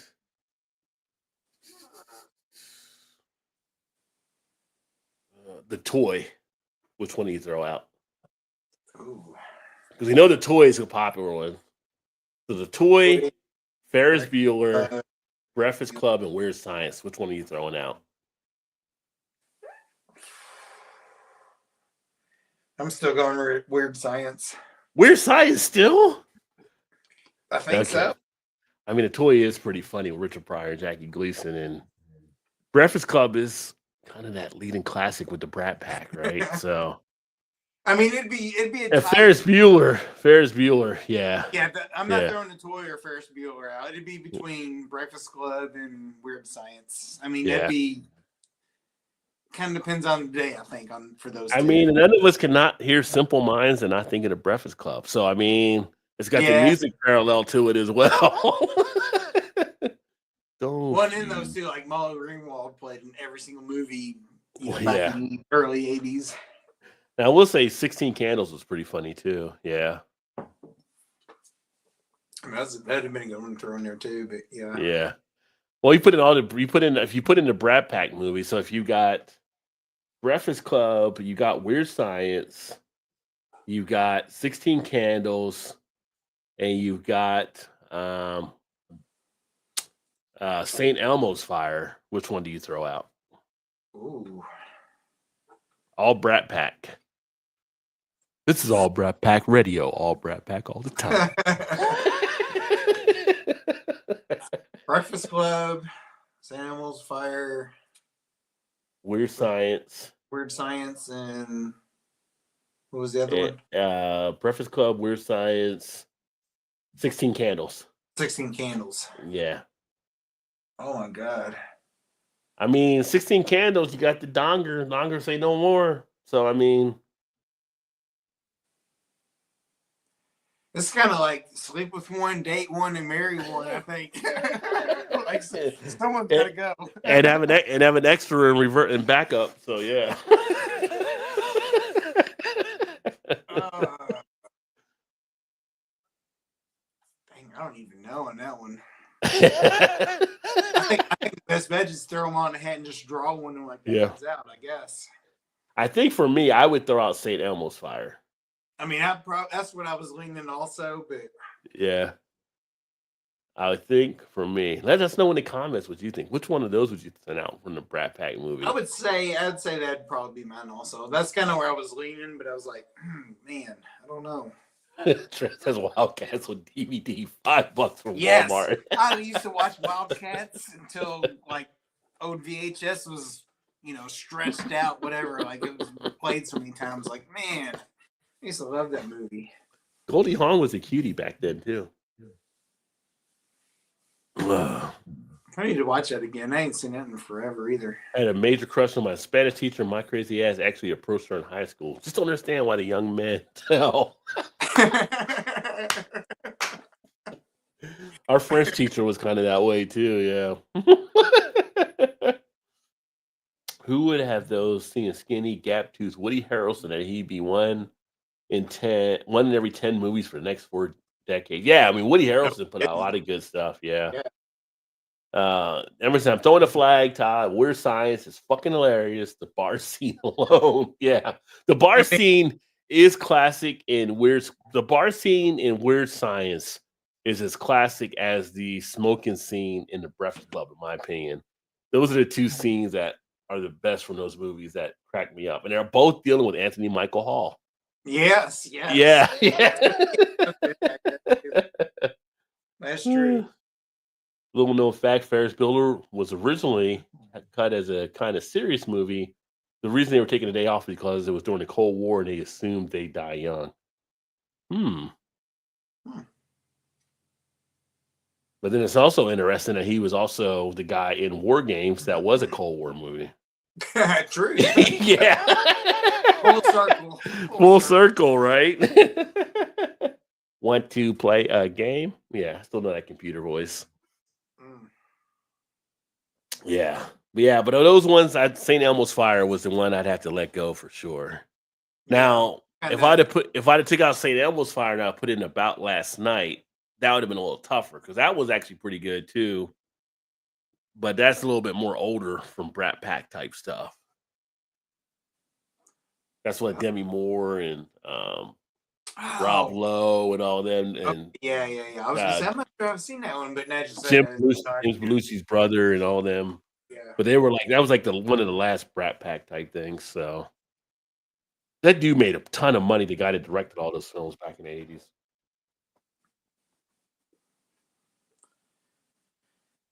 What was that guy's name? He's like a legend for a decade.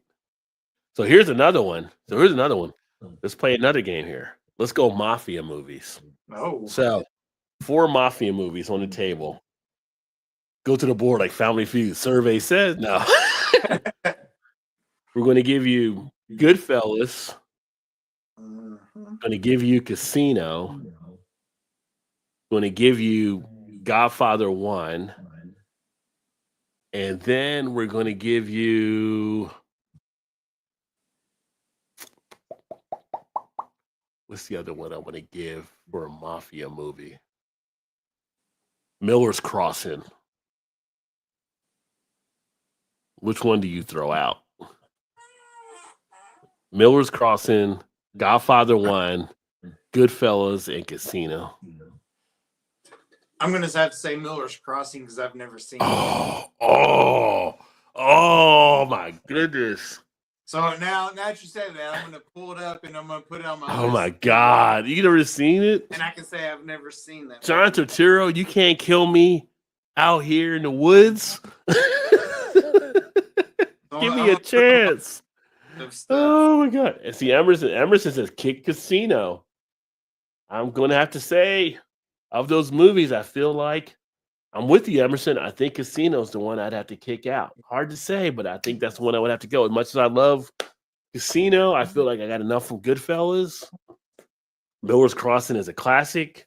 Godfather's a classic. That was like 1990. I thought it was going to be a lot older than that. Yeah, Miller's Crossing is John Turturro and Gabriel Byrne. Yep. And, yeah, it was a good movie. Yeah. Albert Finney. Okay. Well, I'm putting on my list. It's a good cast. It's a good movie. I've never seen it, so I put that as in kind of as a sleeper. But if you've seen Miller's Crossing, you know how good that actually is. And if I have seen it, I don't remember it, so therefore I need to watch it again. So. Yeah. Should we go over to the Western category? Because I just saw Western when I was in New Jersey, and it kind of brought back good memories. Uh-oh. So, if you're going to put out, we're going to start out with Tombstone. Oh, yeah, well, yeah.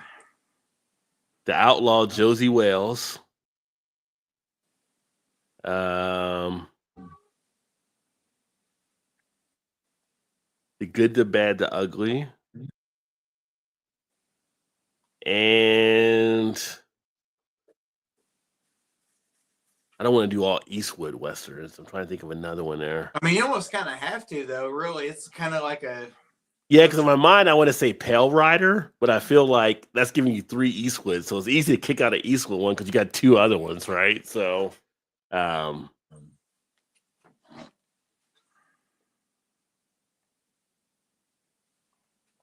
see. Just for reference, just to see Western movies.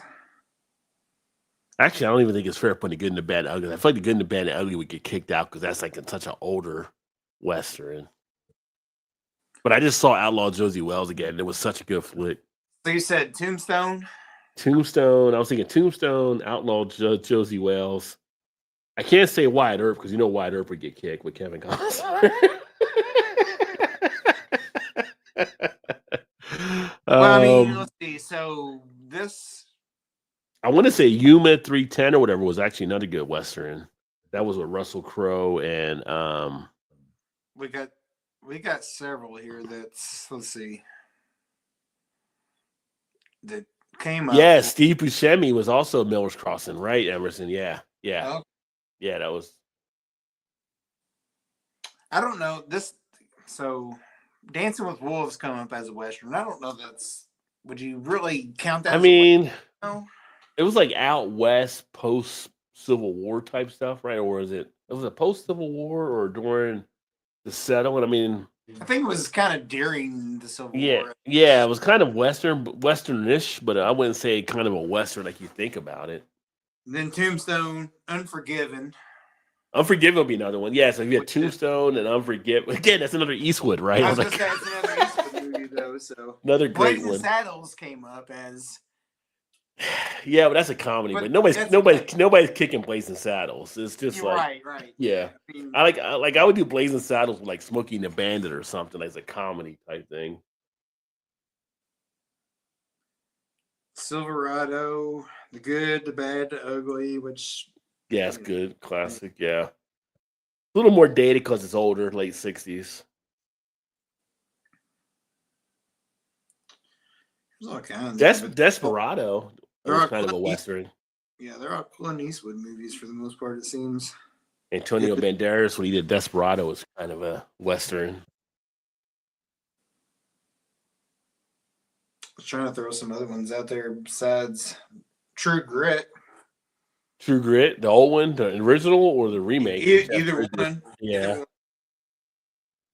Which I never saw the remake. I don't know why I never saw that because I like Bridges and the roles he plays. I've seen the remake. I haven't seen the original, but I saw. Yeah, the original was John Wayne, I believe. Django. Yeah. Yeah, Django. I guess kind of. I don't think it was a western, but I guess it kind of is. Brokeback Mountain. I have to roll over on that. Wait a minute. Hold on. That one's out. It's out. Doesn't matter. Yeah, somebody's out for sure. Yeah. The other one's win. Yeah, it's in.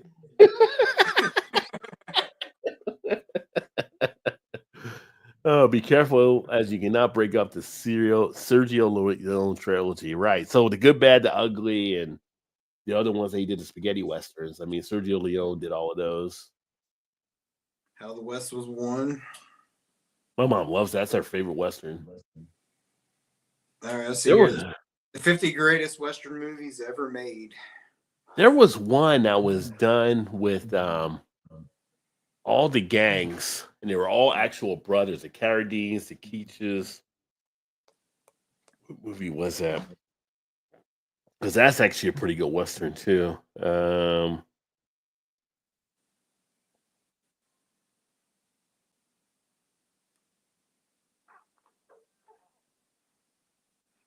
The Long Riders.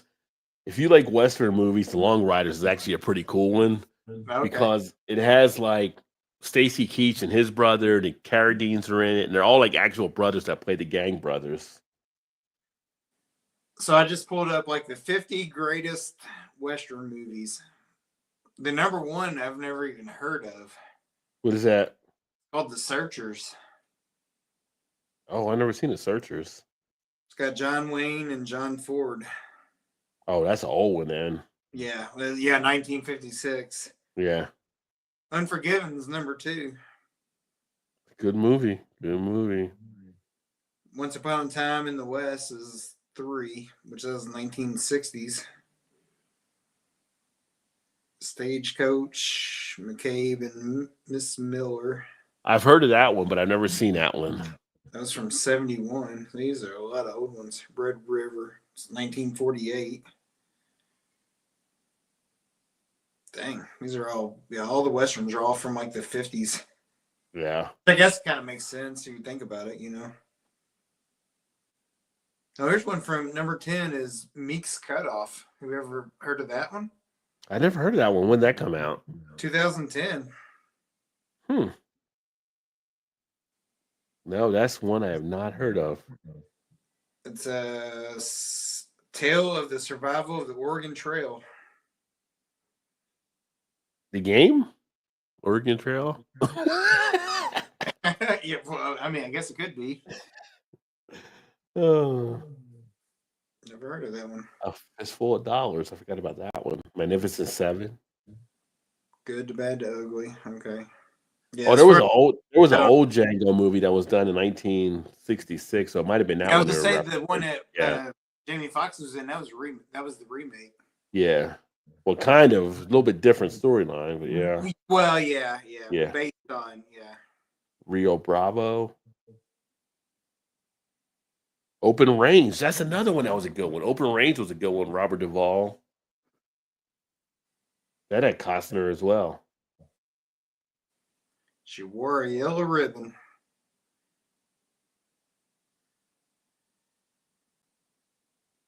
It's all kinds. Yeah, that's a tough one there. That's a tough category. Yeah, I see Dancing with Wolves here. 310 to Human. That's one I was thinking of. Yeah, yeah. That was a pretty good one. The original or the remake? I saw the remake with Russell Crowe. Yeah.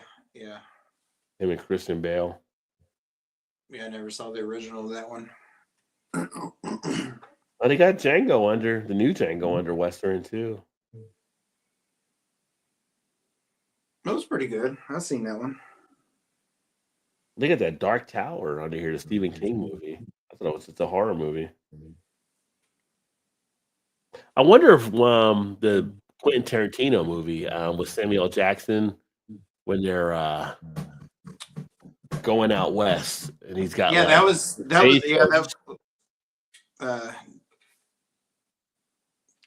what the hell was that? Something. Hang on, I just saw it a while ago. That's got to be on there, right? That's got to go Western.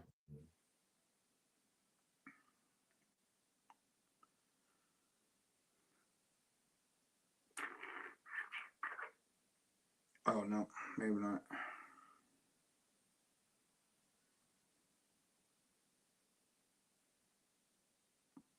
Who was in that one? Was that Jamie Foxx? No, that was Samuel L. Jackson, Michael Madsen. There it is. It's what's the name? Shit, not the Hangman. What's the name of the movie? Hateful Eight. Hateful Eight. That was actually a pretty good, recent one too. I feel like I just watched that one within the last couple of years. Well, like every weekend it's on Showtime or whatever.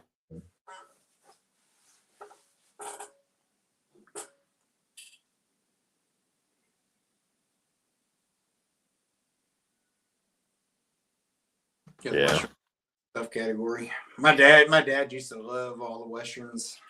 He could rattle them off like nobody's. I don't know why I didn't think of that one, Emerson. Young Guns. That would have been another one. Young Guns. Yeah. Young Guns, Outlaw Josie Wells, Tombstone, and Quick and the Dead. Yeah. Yeah, I think of those four, Quick and the Dead would be the one I would cut out, but that's just me. Tombstone is one of my favorite movies of all time. Then Django Unchained, 310 to Human, The Magnificent Seven, and True Grit. That's a tougher one. Although really, I haven't seen a new True Grit. See, I've seen that one. I haven't seen the old one. I've seen The Magnificent Seven. I've seen the new one, didn't see the old one. 310 to Yuma, Django Unchained. Django's definitely not getting moved. To me, it'd be probably out of those four, it'd be 310 to Yuma, I think. Really? That probably, I mean, since I haven't seen it, it'd be True Grit, but I feel like it's probably a good movie though too. Yeah. Yeah. But 310 to Yuma, I haven't seen in a number of years, but it was good acting, you know. Russell Crowe and again Christian Bale. Christian Bale's always solid, so good stuff there. But yeah, so That being said, a little bit of fun there, but was it 10:45? I guess we're going to wrap up for tonight. End a little early. I say early, although it's supposed to be earlier before anyway, but usually we're later anyway. Yeah. You know. I feel like Early in comparison to usual, let's say. maybe it's the lady folk that keep us running longer all the time. To get us off track and, Get us off track on the other things. Yeah, 310 to Yuma. There's a lot of good storylines with the 310 to Yuma for sure. I need to go back and watch it again. Like I said, it was a really pretty good flick when I saw it. But anytime Josie Wells is on or Pale Rider, it's just like I can sit there and watch that. And she'll even say, like, I watch Josie Wells and I find myself reciting the lines as he's actually doing it, and she's like, how are you going to watch this movie again? You know all the lines. I'm like, because it's just that good. Like, it's just, Sounds like my dad every time we go over and is like, Mayberry. Eddie Griffith show. Andy Griffith, yeah. It's like, every time he'd say every line before it happened. I was like, why are you so white? He's like, I loved it. That was his favorite show of all time. He's like, it didn't matter. Every time we go over there, it'd always be on some channel or another, and he's always watching it every single time. I'm like, and the funny thing is, my brother's the same way now. He's like, I guess probably because of him. He's like, I know all of them. I could say every line just about before it comes on to him. Like, Jesus, y'all have watched that way too many times. You go to burial, the buzzard's got to eat too.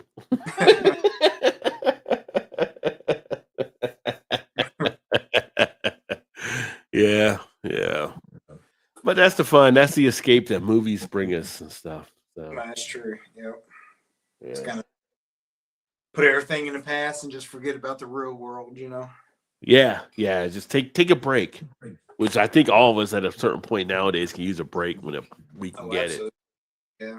With all the stuff happening. But no, this is good. And next week, back again. Next Wednesday, don't forget, I'll be doing a live stream for Ohio Brewers. I'll post a thing up to the channel here in a bit, but we'll go ahead and sign off early. And thanks for everybody that tuned in. And Todd, anything you want to say going on? Anything? I know you said you might work on some videos this weekend. Yeah, I'm trying to get it going again. Taking a little hiatus, Shannon doing her things like, I think I'm done with that now. I'm not sure. So I was like, well, I'm going to keep going because I like doing it. So what's your beer we're looking for? I'm going to try to do some videos maybe next Tuesday or Wednesday. I'll have another one out. So, and maybe if I can, pull her into it, we'll both be on yours, but maybe not. Who knows? Yeah. We'll see. Yeah. So if you haven't checked out Todd's channel, What's Your Beer, make sure to check that out as well. And then, believe it or not, I have a ton of stuff in the library. I just haven't had a chance to update it with everything going on with us moving, but I'll look to get some more stuff out. But doing the live streams does allow me to bring some other stuff here more fresh to the channel as well. But I look forward to catching up with you guys soon. And if you're not familiar, make sure to check out the Facebook page or Instagram if you're over there as well, because I'll be sharing different things that I don't have on the YouTube channel. And of course, the blog, you can check out the website, all the notes in the description down there as you can check to see. That being said, we'll go ahead and sign off, and then we will catch you guys next week. Everybody have a great weekend. And does Indiana play this weekend, or are they off? Nope, bye week this week. Bye week for Indiana. So Indiana will still be undefeated when we catch up with you guys next week. Going into the Buckeyes. The big Buckeyes game.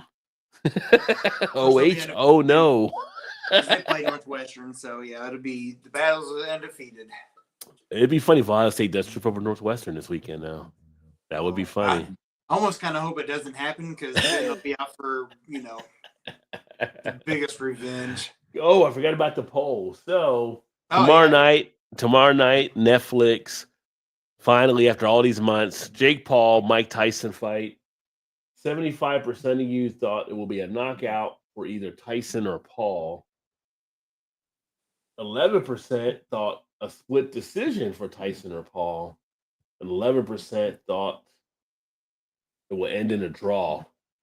Nobody put majority decision. So the question will be, which one will actually get that knockout, right? So I don't know. For me, I feel like if there's a knockout, Tyson will be the one to get the knockout on Paul. But with the gloves they're using, I don't know if it's too padded where he can actually get enough to do that. Damage.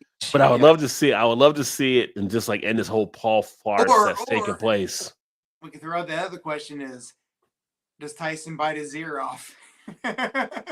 Yeah, well, there was one of the pre-fight conferences, and he was wearing something on his ear, and somebody asked him from the reporters, like, "What's that on your ear?" He's like, "I'm not gonna lose my ear in a fight. I'm wearing this. This is my ear guard." So he's already picking up shit. I don't know if Tyson takes that personally, or Tyson's kind of joking around, like takes it as a joke, but I don't know. If Mike Tyson's the bear, my suggestion is don't poke that bear. So we'll see what happens. Is like he's poking the wrong thing right there. Yeah. And there was a video that came out. They were interviewing Mike Tyson, and they're like, "What do you think about that?" And they're watching the footage of Jake Paul, and he's like, "Jake Paul, he's a manufacturer killer. You know, they built him up. They did all this stuff. Me, I'm a natural born killer. I'm a real yeah." So it's like, all right, Mike, all right, whatever you say, boss. Yeah, what a 58-year-old against what is he, 20-something? Yeah. I was watching some old footage, so all this stuff is building up to it. And on ESPN, when we were in New Jersey, ESPN was running marathons of old Mike Tyson fights. I don't know if you saw it or not earlier this week. And they were showing like when he was like 17, or not 17, 18, 19, when he got the belt like at 19 or 20 or whatever it was. And just how the stuff they went through. And this is old footage. Now he's just beating down these grown-ass men, being young. And like, they're talking about stuff like some of his meals, like just like raw meat or something. Like he's just like he's a different level. He's an animal. Yeah. And you watch some of the workout footage, even at 58. At 58, the way he's throwing some of the blows he's throwing. There was a thing I posted on my Facebook page earlier. I don't know if you saw it or not, Todd, about him and Roy. Him and Roy Jones, and they were interviewing Roy Jones about when he fought Mike Tyson back a while ago, and he was like, just talking about how Mike Tyson was still hitting him like, no dude should be punching that hard still at his age. You're right, yeah. And Roy Jones is a world champion. And he's like, Mike Tyson still has like this power, like, you know, so he's got like that old man George Foreman strength, I'm sure. So we're about to find out. It's crazy. Yeah. So I will be watching. Yeah, me too. I hope he rips his head off. Yeah. So I think it starts at 8 tomorrow. But like I said, there's 6 undercards, I believe, before they get to the Tyson Paul fight. So just be patient. But yeah, it'll be interesting to see tomorrow what happens. So I'm hoping Mike pulls it out and then Mike gets it out of his system. Like this is like the actual Balboa movie. Like I need one more fight and I'm done. Okay. Yes. Yeah. Balboa, yes. Yeah. So we'll see what happens. But we'll look forward to catching up with you guys next week. We are out of here, and y'all have a great weekend, and we will talk to you then. Cheers, everybody.